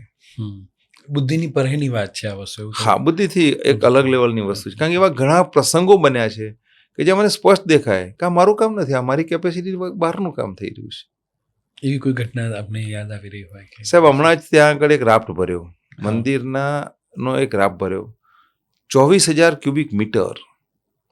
હવે સાહેબ આટલો મોટો રાફ્ટ ઇન્ડિયાની અંદર પહેલી વખત ભરાયો છે અને વર્લ્ડમાં સેકન્ડ બિગેસ્ટ છે. હવે ઇન્ડિયાનો સાહેબ આટલો મોટો રાફ્ટ ભરવો હોય ને તો એ ચેલેન્જેબલ વર્ક છે, ન થઈ શકે. તો એના માટેનું જે આખું પ્લાનિંગ થયું, અને પ્લાનિંગમાં સાહેબ લગભગ 30 જેટલા RMC પ્લાન્ટ હતા, 250 જેટલા ટ્રાન્ઝિટ મિક્સચર હતા, 600 લેબર હતા, 25 જેટલા પંપ હતા, અને બરફ એને એક લેવલથી ટેમ્પરેચરથી નીચે કરવું પડે તો એના માટે બરફ લાવવાનો થયો. તો અમદાવાદમાં રિંગ બની ગઈ, તો બરફ છે પોરબંદરથી લાવવાનો થયો. અને આ બધું જ કેલ્ક્યુલેશન કરતા, અને દરેક પ્લાન્ટ ઉપર પાછો જે સિમેન્ટ, રેતી, કપચી સપ્લાય કરવાનું, એ સંસ્થાએ લેબોરેટરીમાં ટેસ્ટિંગ થયેલું હોય એ જ પહોંચવું જોઈએ. મતલબ કે બીજા પણ કેટલાય ટ્રાન્સપોર્ટેશન લોજિસ્ટિક એમાં લાગુ પડે. અને આ બધું જ કાર્ય જો ઇઝી ગોઈંગમાં થઈ જાય સાહેબ, કોઈ ડિસ્ટર્બન્સ વગર, તો મિનિમમ 72 કલાક લાગે, 72 અવર્સ કન્ટિન્યુટીમાં કરવું પડે. આને બ્રેક ન કરી શકાય. તો સાહેબ આખું કેલ્ક્યુલેશન કર્યું કે પ્લાન્ટને આવતો કેટલો સમય લાગે, પોરિંગ થતો કેટલો સમય લાગે, આ બધું કરતા તો મિનિમમ 72 અવર્સ લાગે. હવે આટલું કરીને કામ ચાલુ કર્યું તો સાહેબ જે કામ 72 કલાકમાં થવાનું હતું એ કામ 54 કલાકમાં પૂરું થયું. ઓહો. અને સાહેબ કોઈ ડિસ્ટર્બન્સ નહીં, ક્યાંય કોઈ એક્સિડન્ટ નહીં, ક્યાંય કોઈ ટ્રાફિક જામ નહીં, કોઈ ઇન્જરી નહીં. અને જે રીતે આમ તમને લાગે કે સરળતાથી કામ થઈ રહ્યું છે, તો કોઈ શક્તિ કામ કરતી હોય ને એવું તમને ચોક્કસ ફીલ થાય. એટલે આવા તો અનેક પ્રસંગો છે, પણ ત્યાં ચોક્કસ કહી શકાય કે ધર્મ ત્યાં છે, એક શક્તિ ત્યાં કામ કરે છે, અને ભગવાનના આશીર્વાદ પણ ચોક્કસ છે. વન્ડરફુલ. અને આઈ થિંક મને એવું લાગે છે કે આ દેવીય શક્તિને પામવા માટે એક યુનિટીની પણ જરૂર છે, રાઈટ? તો યુનિટી આપણા બધા જ સનાતનીઓ કંઈક સાથે જોડાઈ શકે, યુનિટી બધામાં આવી શકે, એના માટે કંઈક કોઈ વિચાર અથવા કોઈ વસ્તુ જે તમને એવું લાગતું હોય કે ફોલો કરવાથી બધા જ સનાતનીઓમાં યુનિટી આવી શકે તેમ છે? કારણ કે મને એવું લાગે છે કે બધા જ્ઞાતિવાળા બની રહ્યા હોય એવું મને થોડું ફીલ થઈ રહ્યું છે. ચોક્કસ સાહેબ, આ એક એમ કહી શકાય કે જ્ઞાતિવાદ અને સમાજની અંદર એકબીજા સાથેનું જોડાણ, આ બધું ન હોવું, એ આજની એક બર્નિંગ સમસ્યા છે. સનાતન ધર્મ સાહેબ બેઝિકલી એક એના નૈતિક મૂલ્યો અને જીવન જીવવાની પદ્ધતિ છે. સનાતન ધર્મમાં કોઈ ધર્મને નીચે દેખાડવાનું કામ નથી. દરેક માટે એનું સન્માન છે. સ્વામી વિવેકાનંદે જ્યારે શિકાગોની અંદર ત્યાં ધર્મ સંસદની અંદર જ્યારે એમને પ્રવચન આપ્યું, ત્યારે પણ એમને કહ્યું હતું કે સનાતન ધર્મ, હિન્દુ ધર્મ જે છે એ બધા ધર્મોને એક સમાન દ્રષ્ટિએ જુએ છે. એ ક્યારે એવું નથી કહેતો કે અમારો ધર્મ શ્રેષ્ઠ છે, હોવા છતાં નથી કહેતો. મતલબ કે આ એક એવો પ્રકારનું કાર્ય હિન્દુ સમાજ છે કે જ્યાં બધાને સાથે રાખીને ચાલવામાં આવે છે. પણ ઘણી વખતે પોતાની જે નબળાઈઓ છે એ પણ અહીંયા છતી થાય છે. ધર્મો રક્ષતી રક્ષિતઃ.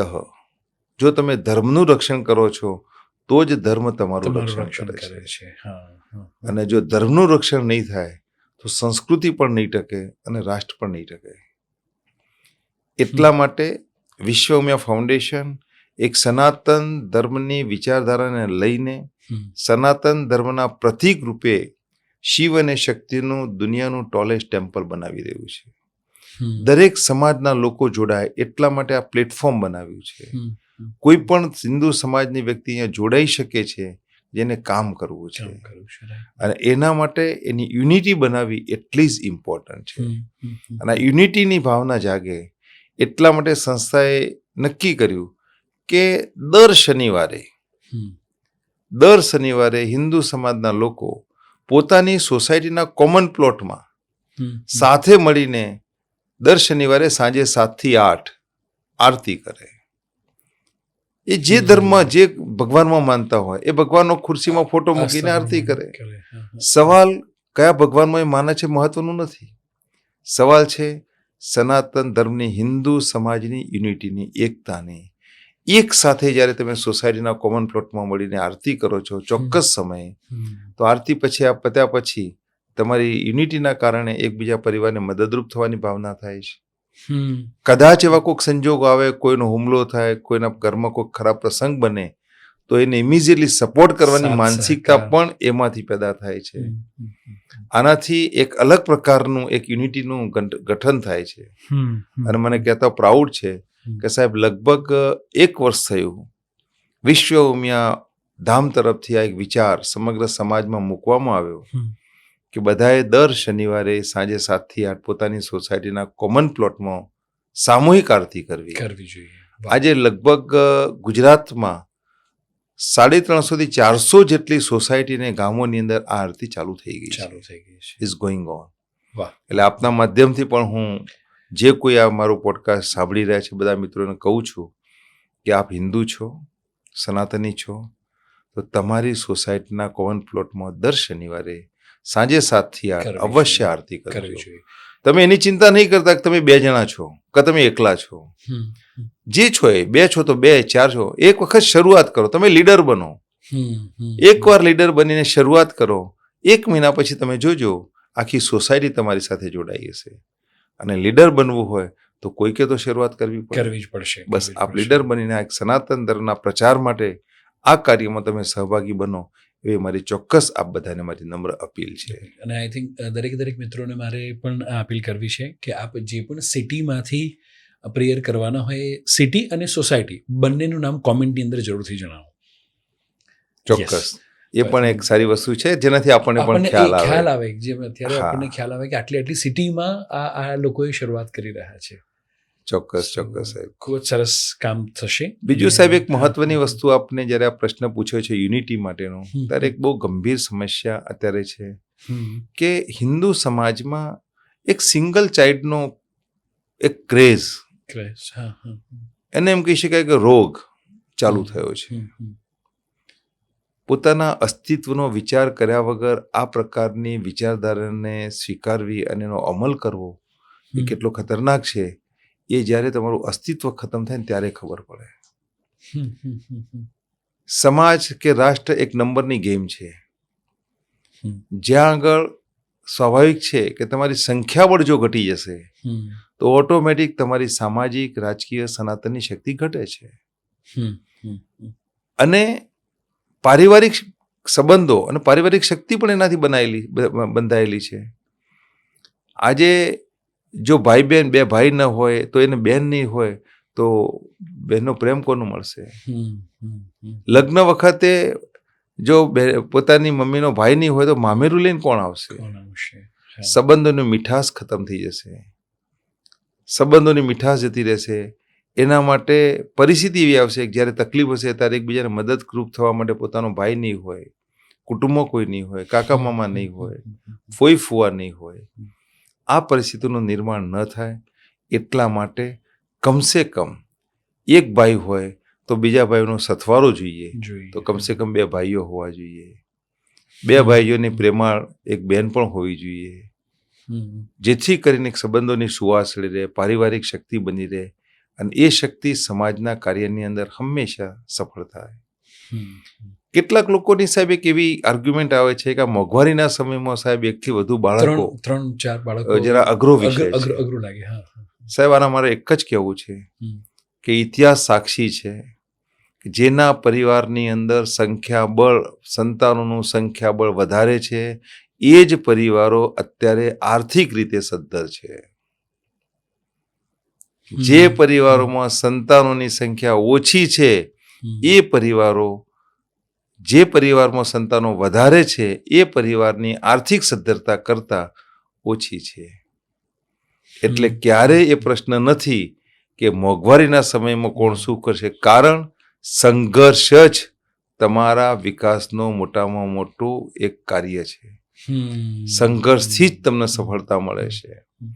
એટલે જ્યારે પરિવારની અંદર સંખ્યા હશે તો અસ્તિત્વ માટેનો સંઘર્ષ પણ બનશે, સંઘર્ષ તમને સફળતા આવશે અને આર્થિક સદ્ધરતા એનાથી જ આવશે. વડવાઓને યાદ કરી લો. દરેક વ્યક્તિ પોતાના દાદાને કે એના દાદાને યાદ કરી લે અને ખાલી એટલું ગેસિંગ કરે કે મારા દાદાને કેટલા ભાઈ બહેન હતા, તો એનો જવાબ એને મળી જશે કે મારા દાદાના ભાઈ બહેનો આટલા હતા, તો બધા જ આજે આર્થિક રીતે સુખી છે, તો કદાચ હું પણ એ જ દિશામાં જઉં તો હું ગરીબ ક્યાંથી બની જઈશ. એટલે દરેકનું પોતાનું એક નસીબ છે, કુદરત છે, ભગવાન છે, એ સ્વીકારવું જ પડે અને એ સ્વીકારીએ ને તો જ તમને ખ્યાલ આવે કે વાસ્તવિકતા અલગ છે.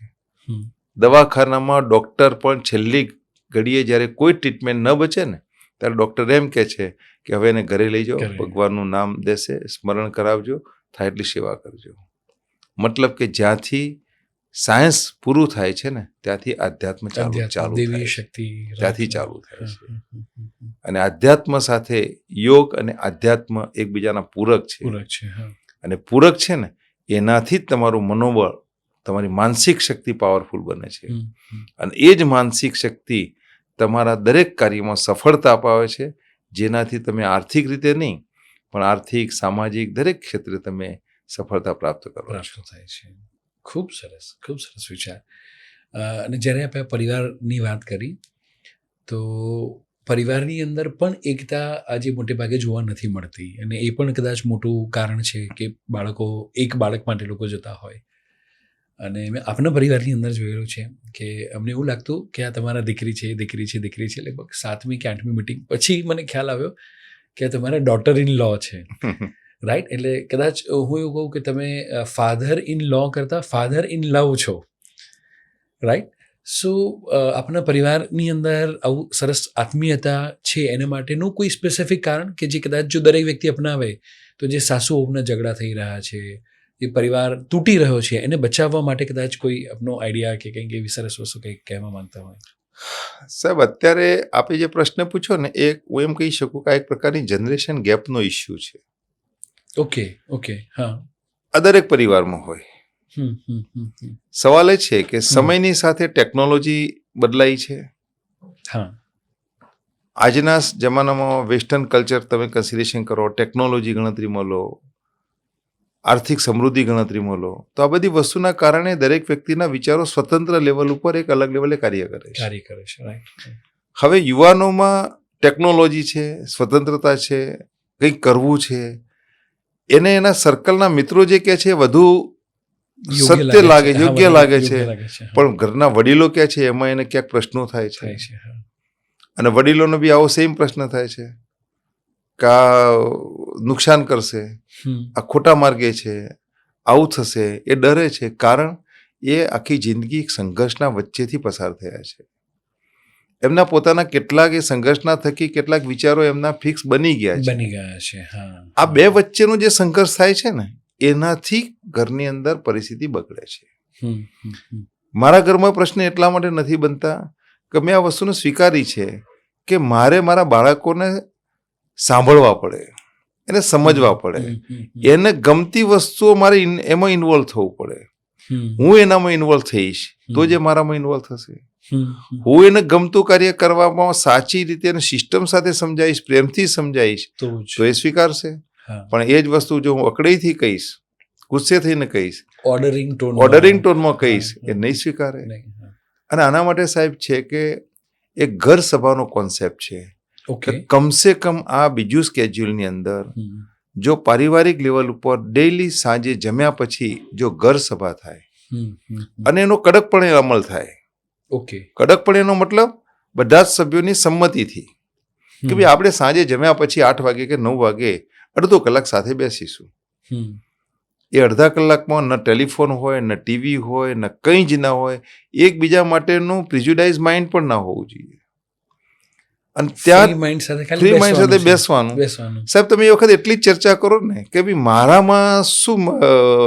મારામાં શું એવી બાબતો છે જે તમને નથી ગમતી, ખુલ્લા દિલે ચર્ચા કરો. તમે આટલી ફ્રીડમ આપશો ને તો બાળકો કહેશે કે પપ્પા તમારી આ આદત અમને નથી ગમતી. અને એ જ ખુલ્લા દિલે તમે તમારા બાળકોનું કહો કે ઓકે તારી આ વસ્તુ જોરદાર છે પણ આ વસ્તુ મને નથી ગમતી.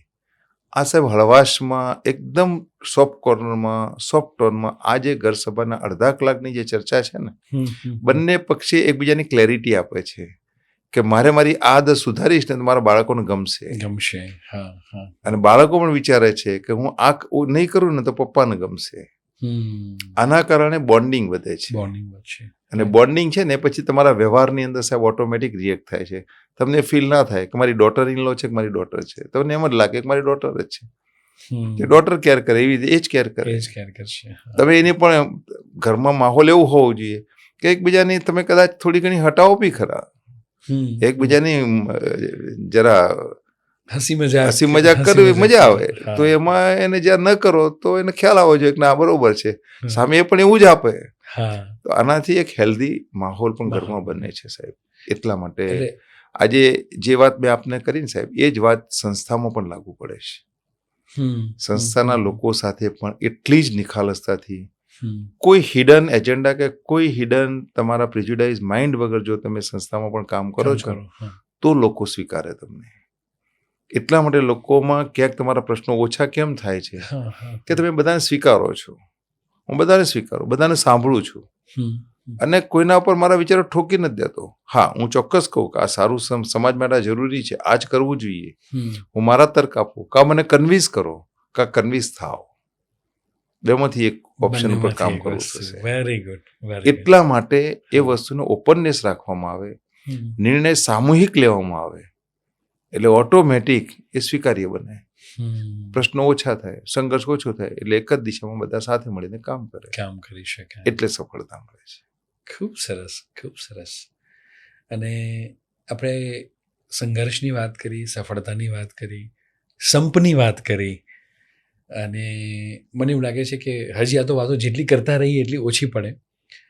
પણ સાહેબ, તમારું 2000 મે બી કદાચ 47નું જેમ આપણે મોદી સાહેબનું વિઝન છે એવું આપનું સમાજ માટે અને સનાતન માટે આવનારા 25 વર્ષનું, 50 વર્ષનું શું વિઝન છે? સાહેબ, જે પ્રમાણે 2047માં વિકસિત ભારતનું જે એક સામૂહિક સ્વપ્ન મોદી સાહેબે દેશ સમક્ષ મૂક્યું છે, એની અંદર વિશ્વ ઉમિયા ફાઉન્ડેશન એક સક્રિય, એક મેઇન પાર્ટ તરીકે એની અંદર સહભાગી બને એ પ્રકારની એક સંસ્થાનું સર્જન પૂર્ણ સ્વરૂપમાં કરવું છે. બીજી વસ્તુ છે કે મંદિરના માધ્યમથી લાખો લોકો દુનિયાભરમાંથી દર્શન કરવા આવે, પણ દર્શન કરવા આવે સાથે સાથે સનાતન શક્તિનો પ્રચાર આખી દુનિયામાં કરે, જેનાથી સમગ્ર સમાજમાં અને સમગ્ર દુનિયામાં એક શાંતિની સ્થાપના કરવાની વાતને એક વેગ મળે. કારણ કે આ દરેકની આઈડિયોલોજી અલગ છે. હું એવું માનું છું કે વિશ્વમાં જો શાંતિ સ્થાપી હોય ને તો સનાતન ધર્મ એના માટે બેસ્ટ છે, કે જ્યાં આગળ દરેકને સમાન ગણવામાં આવે છે. વસુદેવ કુટુંબકમની ભાવના એ માત્ર સનાતન ધર્મમાં છે સાહેબ. એટલે આ સ્ટેજ ઉપર જો તમારે જવું હોય તો એના માટે તમારા સ્વને દફનાવી દેવો પડે અને સર્વને મોટો કરવો પડે, તો જ પોસિબલ બને. અને એક વાક્ય સાહેબ બધા જ માટે લાગુ પડે છે. દરેક વ્યક્તિને એવું છે કે મારે મોટા બનવું છે. મોટાની વ્યાખ્યા શું? મારે મોટા બનવું છે. શું વ્યાખ્યા?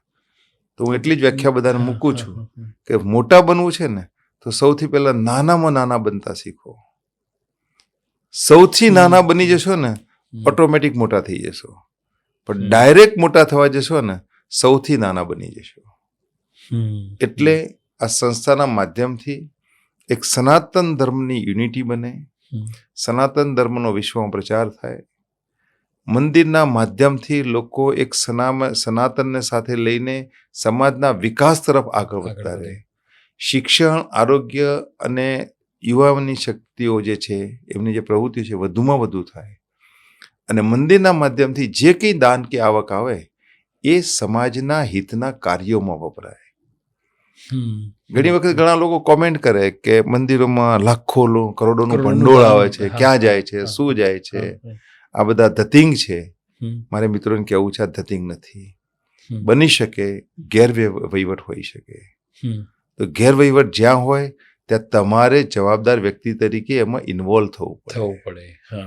માત્ર કિનારા ઉપર રહીને તમે મધદરિયે ડૂબતી કોઈ નૌકાના વિશે ચર્ચાઓ કરો, એનાથી નૌકા બચી ના શકે. એના માટે તમારે એની અંદર જમ્પ મારવો પડે. એટલે જે કોઈ મંદિરોમાં જે દાન આવક આવે છે એનો સદુપયોગ એ વિદ્યાર્થીઓના એજ્યુકેશન માટે થાય, હેલ્થ માટે થાય, સ્પોર્ટ્સ માટે થાય, યુવાઓ અને મહિલાઓના એમ્પાવરમેન્ટ માટે થાય, તો આ જ મંદિરો સમાજના વિકાસના કેન્દ્રો બને. અને સ્પિરિચ્યુઅલ ઇકોનોમી જેટલી પાવરફુલ થશે એટલું જ એ જે તે ટાઉન ડેવલપ થશે, એરિયા ડેવલપ થશે, ઓટોમેટિક એક સ્ટેટ અપ થશે, કન્ટ્રી અપ થશે. આજે સાહેબ તમે માર્ક કરો કે મહાકુંભની અંદર 65 કરોડ લોકોએ ડૂબકી મારીને પોતાની જાતને ધન્ય સમજી છે. સાહેબ આસ્થા છે, આ શ્રદ્ધા છે. અને આસ્થા ને શ્રદ્ધા છે ને એ તમારી બોડીની અંદર ઉર્જા પેદા કરે. ઘણા લોકોને ખબર નથી કે ડૂબકી મારવાથી શું થાય. એ ડૂબકી નથી, એ તમારી આસ્થા અને શ્રદ્ધાનું કેન્દ્ર યુનિવર્સ સાથે જોડાય છે. એટલે જે ઉર્જા પેદા થાય છે ને એ ઉર્જા તમારા દરેક ઓર્ગનને પાવરફુલ બનાવે છે અને એ જ તમારા વિલ પાવરને મજબૂત કરે છે. ઠંડા પાણીની અંદર ડૂબકી મારવી ને એના માટે સાહેબ હિંમત જોઈએ. એટલે આ એક એવા પ્રકારની ઉર્જા ક્રિએશન થાય છે કે જેનાથી કોઈ જ્ઞાતિવાદને પ્રમોશન નથી મળતું. આજે મહાકુંભમાં જે લોકોએ ડૂબકી મારી ત્યાં કોણ છે એ મહત્વ નહોતું, દરેક ધર્મના લોકો હતા. એટલે અહીંયા જે જાતિવાદની વાત કરીને કેટલાક લોકો હમ. જે સમાજને ડિસ્ટ્રીબ્યુટ કરવાની વાત કરી રહ્યા છે હમ. એવા લોકોથી ખૂબ ચેતવાનું જરૂર છે. હમ. અને બાકી તો બહુ સ્પષ્ટ છે સાહેબ કે બટોગે તો કટોગે. હમ. આ યુનિવર્સલ કોન્સેપ્ટ છે.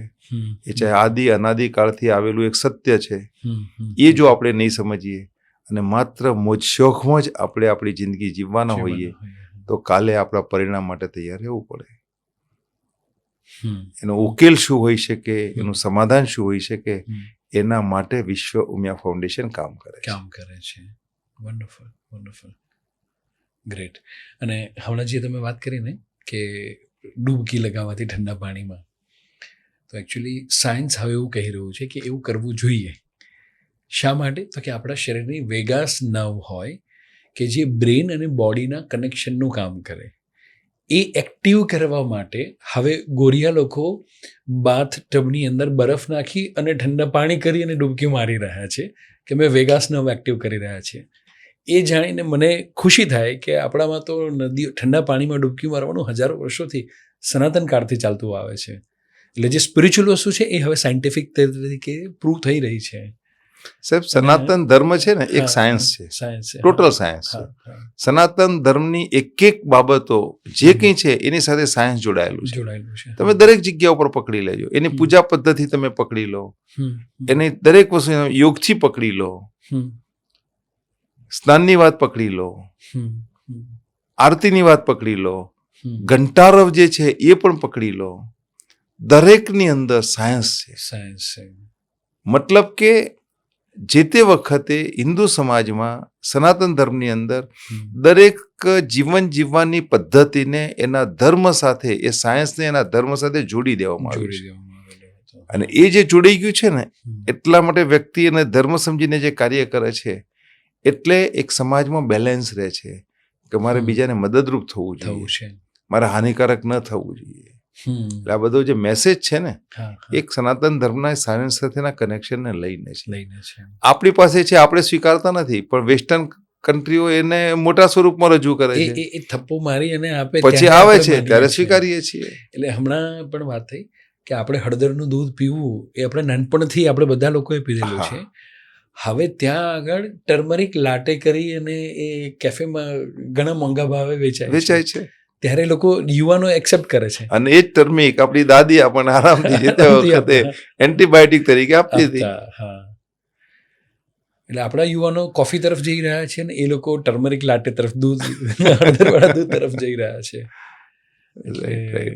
ખૂબ સરસ, ખૂબ સરસ. એટલે મને લાગે છે કે યુવાનો માટે, બહેનો માટે, મહિલાઓ માટે, દેશને આગળ લઈ જવા માટે, બિઝનેસના ડેવલપમેન્ટ માટે અને ઓલ ઓવર સમાજના ઉત્થાન માટે આપ ખૂબ જ સરસ કામ કરી રહ્યા છો. અને આ કામ સતત ને સતત વધતું રહે એમાં અમારા તરફથી, અમારી કમ્યુનિટી તરફથી જે પણ સાથ અને સહકારની જરૂર હોય એના માટે અમે હંમેશા સાથે છીએ. સો આપ આવ્યા, આપનું વિઝડમ આપે શેર કર્યું, એના માટે તહે દિલથી થેન્ક યુ. થેન્ક યુ સાહેબ. અત્યારે એક બધા જ સમાજ પોતપોતાના ફિલ્ડમાં પોતપોતાના સમાજ માટે કામ કરે છે. ત્યારે કેટલાક લોકો એમ કહે કે આ તો એમના સમાજ માટે કામ કરે છે. મોટા ભાગે જનરલી આવી કોમેન્ટ્સ થતી હોય છે. જો કે વિશ્વ ઉમિયાધામ છે એ દરેક સમાજનું પ્લેટફોર્મ છે. પણ હું એમ કહી શકું કે જે સમાજ પોતાના સમાજ માટે પણ કામ કરે છે ને તો એક સારી વસ્તુ છે, ઇઝ ગુડ. કારણ કે દરેક સમાજે પોતાના સમાજના સંતાનો માટે, એના સમાજના લોકો માટે શિક્ષણની વ્યવસ્થા ઊભી કરવી, આરોગ્યની વ્યવસ્થા ઊભી કરવી, સ્પોર્ટ્સની એક્ટિવિટી ક્રિએટ કરવી, આ બધી જ વસ્તુઓ ખૂબ જરૂરી છે. અને એ સમાજના માધ્યમથી થશે તો સમાજ જોડાશે, મતલબ કે સમાજ સંગઠિત થશે. હવે જ્યારે દરેક સમાજ જો આવી પ્રવૃત્તિ કરે તો એનો મતલબ કે દરેક સમાજ સંગઠિત થયા, અને આ બધા જ સમાજ જ્યારે સંગઠિત થાય ને તો ઓટોમેટિક સનાતન સમાજ સંગઠિત થઈ જશે. એટલે સનાતનને જો સંગઠિત કરવો હોય, સનાતનને જો મજબૂત કરવો હોય ને તો દરેક સમાજે પોતાના સમાજને સંગઠિત કરવાની જરૂર છે. શિક્ષણ, આરોગ્યની પ્રવૃત્તિઓ કરવાની જરૂર છે. દરેક પ્રવૃત્તિ ખૂબ જરૂરી છે, પણ સાથે સાથે તમારા અસ્તિત્વની લડાઈ પણ એટલી જ મહત્વની છે. મને સાહેબ હમણાં જ રિસન્ટલી ઠાકોર સમાજનું એક મહાસંમેલન ગાંધીનગરમાં મળ્યું. એના આગેવાને બહુ સરસ સાહેબ એક નવો જ વિચાર મૂક્યો જે મને ખરેખર ગમ્યો. કે સવારના 3 વાગે કોઈ ચા નહીં, નાસ્તો નહીં, જમવાનું નહીં, ને સવારના 3 વાગે સમાજની મિટિંગ છે, સમાજના સુધારા માટે, સમાજની એકતા માટે, અને સાહેબ એની અંદર હજારો સમાજના લોકો ઉમટી પડે, ત્યારે ચોક્કસથી એ સમાજ માટે માન પેદા થાય કે પોતાના સમાજ માટે સવારના 3 વાગે સમાજ માટે મારે જવાનું છે, ઠંડીની અંદર જવાનું છે, મારી વ્યવસ્થા મારે જાતે કરવાની છે.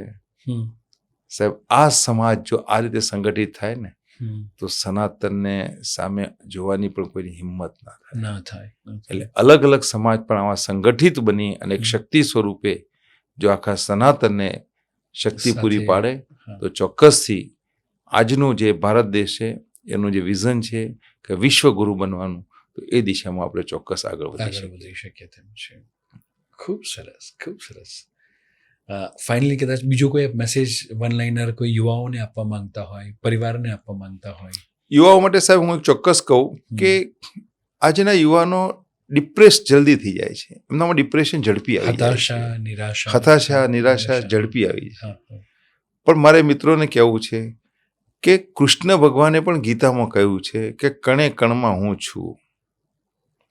તો ભગવાન તો ખોટું નહીં બોલ્યા હોય ને, તો એકવાર તો રિયલાઇઝ કરો કે ભગવાને કીધું છે કે ભગવાનનો કણ તમારામાં છે.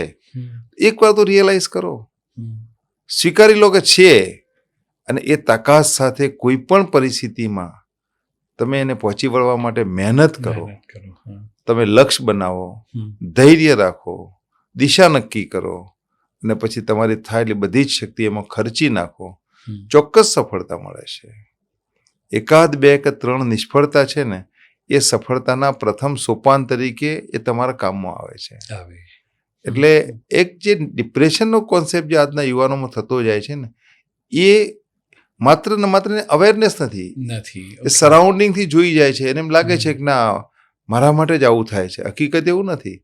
જ્યારે સાહેબ મુશ્કેલીઓ છે, હું એક વાક્ય સાહેબ બધાને કાયમ કહું છું કે જે વ્યક્તિના જીવનમાં મુશ્કેલીઓ નથી, પડકારો નથી, પ્રશ્નો નથી, એ કમનસીબ લોકો છે. સદનસીબ એ લોકો છે કે જેના જીવનમાં હંમેશા મુશ્કેલીઓ આવે છે. કારણ મુશ્કેલીઓની પાછળ ઓપોર્ચ્યુનિટી હોય છે સાહેબ. કુદરતે તો તમને તક મોકલી, પણ એનો ફ્રન્ટ ફેસ મુશ્કેલી છે. હવે ફ્રન્ટ ફેસમાંથી તમારે શોધવાનું છે કે આમાં ઓપોર્ચ્યુનિટી ક્યાં છે, કયા કોર્નરમાં છે. તમે શોધી લો, તમે કામ કરો, તમે સક્સેસ. એટલે દરેક મુશ્કેલી તમારા માટે ઓપોર્ચ્યુનિટી છે. કુદરત તો મોકલે છે, તમે એને એક્સેપ્ટ નથી કરતા, સમજી શકતા નથી, તો તમારો મારો વાંક છે. એટલે લાઈફની અંદર પ્રશ્નો હોય ને, એ જ વ્યક્તિ એક લેવલ સુધી પહોંચે છે. પાણી માંગતા દૂધ મળે ને સાહેબ, તો મગજનો વિકાસ ન થાય. પાણી માટે પણ સંઘર્ષ કરવો પડે, તો જ તમારી લાઈફની અંદર સફળતા 100% આવવાના ચાન્સીસ બને છે. આજે સૌરાષ્ટ્રના મિત્રો જોઈ લો, સૌરાષ્ટ્રમાં પાણીની સમસ્યા હતી, તો એ સમસ્યાના ઉકેલ રૂપે આજે બધા જ માઇગ્રેટ થયા, સુરત ગયા, અમદાવાદ ગયા. આજે બધી જ જગ્યા ઉપર એ લોકોએ સક્સેસ મેળવી છે. સંઘર્ષ છે. આ જ વસ્તુ બતાવે છે કે ઓપોર્ચ્યુનિટી આપી, હવે તમને ઓપોર્ચ્યુનિટી આપી પછી છતાંય જો તમે ત્યાં બેસી રહો છો તો ભગવાન પણ નહીં બચાવાય. એના માટે તમારે સંઘર્ષ કરવો જ પડે. એટલે કદાચ પેલું કહેવાય ને કે અર્જુન પાસે તો ભગવાન કૃષ્ણ સ્વયં હતા, છતાં એમને લડવાનું હતું. તો આપણે પણ કૃષ્ણ છે, પણ છતાં આપણે પોતાની લડાઈ તો જાતે લડવી જ પડશે. અને સાહેબ દરેક વ્યક્તિ પોતાની અંદર એક કોન્ફિડન્સ ક્રિએટ કરે, એક આત્મવિશ્વાસની સાથે એના સબકોન્શિયસ માઇન્ડને પાવરફુલ બનાવે, તો ગમે તેવા વિપરીત પરિસ્થિતિઓમાં પણ સફળતા ચોક્કસ મળી શકે. એ મારો પોતાનો અનુભવ છે, અને હું આ જ ફિલોસોફીમાં સાહેબ કામ કરું છું. મને હંમેશા સફળતા મળતી રહી છે. પ્રશ્નો રોજ આવે છે, પણ પ્રશ્નોમાંથી મને ઓપોર્ચ્યુનિટી જ મને દેખાય છે. એટલે હું તો ઘણી વખત માતાજીને પ્રાર્થના કરું ને, ત્યારે પ્રાર્થના કરું કે માતાજી મને આજે 2 નવી મુશ્કેલીઓ આપજે, પણ એ મુશ્કેલીઓનો સામનો કરવાની શક્તિ પણ સાથે આપજે. શક્તિ આપે છે એટલે ઓપોર્ચ્યુનિટી મળે છે, અને ઓપોર્ચ્યુનિટી મળે છે, કામ થાય છે, સફળ થઈએ છે, લોકો એને સક્સેસ ગણે છે. પણ સક્સેસ આ રીતે મળતી હોય છે. ખૂબ સરસ, ખૂબ સરસ. ચોક્કસ સાહેબ. અને ખૂબ જ મજા આવી. પણ મને લાગે છે કે કદાચ આ યુવાઓ માટેનો એક પ્રશ્ન કદાચ જો આપણે લઈ શકીએ કે અત્યારના બાળકોને લગ્ન બાબતે ઘણું મોડું કરી રહ્યા છે, અથવા તો લિવ ઇન રિલેશનશીપ અને આ બધી વસ્તુ વધી રહી છે. આને લઈને કદાચ આપ કોઈ યુવાઓને કહેવા માંગતા સાહેબ, બહુ જ ગંભીર સમસ્યા છે આ. સમસ્યા છે. હા. કારણ કે સાયન્સ પણ કહે છે કે મોટી ઉંમરે થતા લગ્નમાં તમારી જે પ્રેગ્નન્સીના ચાન્સીસ છે ઘટી જાય છે. ઘટે. હા. એટલે 20-22 વર્ષની ઉંમરે લગ્ન થાય ખૂબ જરૂરી છે. આપણા વડવાઓ પણ એ જ ઉંમરે લગ્ન કરાવતા, પણ આજની દુનિયામાં એને ફેશન તરીકે જે લોકો લઈ ગયા છે. દીકરીઓના મા બાપને મારે કહેવું છે કે ખૂબ સારું શોધવું છે, ખૂબ સારું શોધવાની લાલચમાં જે સારું છે ને એને ભૂલી જવાય છે, અને એના કારણે દીકરી નજર સમક્ષ મોટી થતી જાય છે, ખબર નથી રહેતી, અને પછી જેવું છે એવું સ્વીકારી અને પછી આપણે એમાં લગ્ન કરાવીએ છીએ. એટલે કમસે કમ 20, 22, 23, 24 વર્ષની ઉંમરે લગ્ન થાય ખૂબ જરૂરી છે. ફર્ટિલિટી રેશિયો જો મેન્ટેન રહેશે તો તમારા સંતાનો પણ એ જ પ્રકારે એક તંદુરસ્ત પેદા થાય છે. આ વસ્તુને નહીં સમજીએ અને માત્ર પોતાની કેરિયરનો જો મહત્વ આપીશું ને તો પછી એ ખોડ ખાપણ સાથે બાળકો ક્યાંક પેદા થાય તો એ આપણી કમજોરી બને છે. એટલે હું ચોક્કસથી કહું કે અત્યારની જે જરૂરિયાત છે, સમાજની જરૂરિયાત છે, વ્યક્તિગત હોય કે ના હોય, પણ પોતાના ધર્મ માટે, સંસ્કૃતિ માટે પણ જરૂરી છે કે કમસે કમ 20-22 વર્ષની, 25 વર્ષની ઉંમરે લગ્ન કરવા જોઈએ. બાળકો માટે પોઝિટિવ રહીને એ પ્રકારે વિચારવું જોઈએ અને દેશના વિકાસમાં યોગદાન આપવું જોઈએ. ખૂબ સરસ, ખૂબ સરસ. ચાલો, ગ્રેટ, ખૂબ સરસ. Thank you sir, thank you very much. Thank you very આપે જે આપનો મેઇન સબ્જેક્ટ છે કે પેરેન્ટિંગ, અત્યારે સાહેબ પેરેન્ટિંગની એટલી બધી જરૂર છે દરેક જગ્યા ઉપર, કારણ કે પેશન્સ લેવલ ઘટી ગયું છે. બાળકોમાં એમના વાલીઓ પ્રત્યેનો વિચારોમાં એક એક્સાઇટમેન્ટ હોય છે, જીદ હોય છે, અને આ મોબાઈલની દુનિયામાં મોબાઈલ વગર બાળકો રહી શકતા નથી. ત્યારે એના મા બાપ એની સાથે જે રીતે બિહેવ કરે છે એ વખતે એક સિચ્યુએશન એટલી ખતરનાક ક્રિએટ થાય છે કે જે સંજોગોમાં તમારું પેરેન્ટિંગ જે માર્ગદર્શન છે એ ખૂબ મહત્વનું છે. એટલે હું ચોક્કસથી મારા બધા જ મિત્રોને પણ કહું છું કે પરીક્ષિત સાહેબ પાસેથી જો પેરેન્ટિંગ મેળવશો ને તો એક અલગ પ્રકારની બાળકો સાથેના બિહેવિયર સાથેની મેટરમાં ચોક્કસ તમને સારું માર્ગદર્શન મળશે. કારણ કે જનરલી અત્યારે હાલ મંદિરનું નિર્માણ ચાલી રહ્યું છે. ડિસેમ્બર 2027 સુધીમાં પ્રતિષ્ઠા કરવી છે. એના માટે અત્યારે બધા જ પ્રયત્નો એ દિશામાં છે. અને સાથે સાથે ત્યાં જે સ્કિલ યુનિવર્સિટી બનાવી છે, મેડિકલ હોસ્પિટલ બનાવી છે, એ પ્રોજેક્ટનું પણ પ્લાનિંગ અત્યારથી ચાલુ થઈ ગયું છે. હવે જ્યારે મંદિરનું કાર્ય પૂરું થાય એટલે તરત જ સ્કિલ યુનિવર્સિટીનો પ્રોજેક્ટ હાથ ઉપર લેવો છે, મેડિકલ હોસ્પિટલનો પ્રોજેક્ટ હાથ ઉપર લેવો છે, અને એક આખું સ્પોર્ટ્સ કોમ્પ્લેક્સ બનાવવું છે કે જ્યાં આગળ વિદ્યાર્થીઓ જેને સ્પોર્ટ્સમાં ઇન્ટરેસ્ટ છે એ નેશનલ ને ઇન્ટરનેશનલ લેવલ ઉપર રમવા જઈ શકે, એનું બેઝિક ઇન્ફ્રાસ્ટ્રક્ચર એ લોકોને ત્યાં મળે, એ માટેનું કામ ચાલુ કરવાનું છે. આ બધી જ વસ્તુ આપણે કેમ્પસમાં, બધી જ વસ્તુ સાહેબ, કારણ કે 100 વીઘા જગ્યા લીધી છે આપણે, અને 2000 કરોડનો જે પ્રોજેક્ટ છે ને એની અંદર માત્ર મંદિર નથી, ત્યાં સ્કિલ યુનિવર્સિટી છે, હોસ્પિટલ્સ છે, સ્પોર્ટ્સ કોમ્પ્લેક્સ છે, સાહેબ ઉમિયાની અદાલત પણ છે કે જ્યાં આગળ સમાજની અંદર જે પ્રશ્નો થાય તો સીધા કોર્ટમાં ન જાઓ, એકવાર માતાજીના દરબારમાં આવો, ત્યાં આવીને વાત કરો, અને ત્યાં જો કોઈ ઉકેલ ના આવે પછી જાઓ. ઓટોમેટિક એક અધ્યાત્મ સાથે જોડાશો ને, સમાજના પ્રશ્નો ઘટી જશે, કોર્ટના ભારણ ઘટી જશે.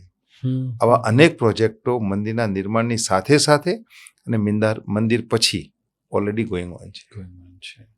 ખૂબ સરસ, ખૂબ સરસ. Very good. ચલો સાહેબ, થેન્ક યુ વેરી મચ. ખૂબ મજા આવી. Thank you. Thank you. Thank you.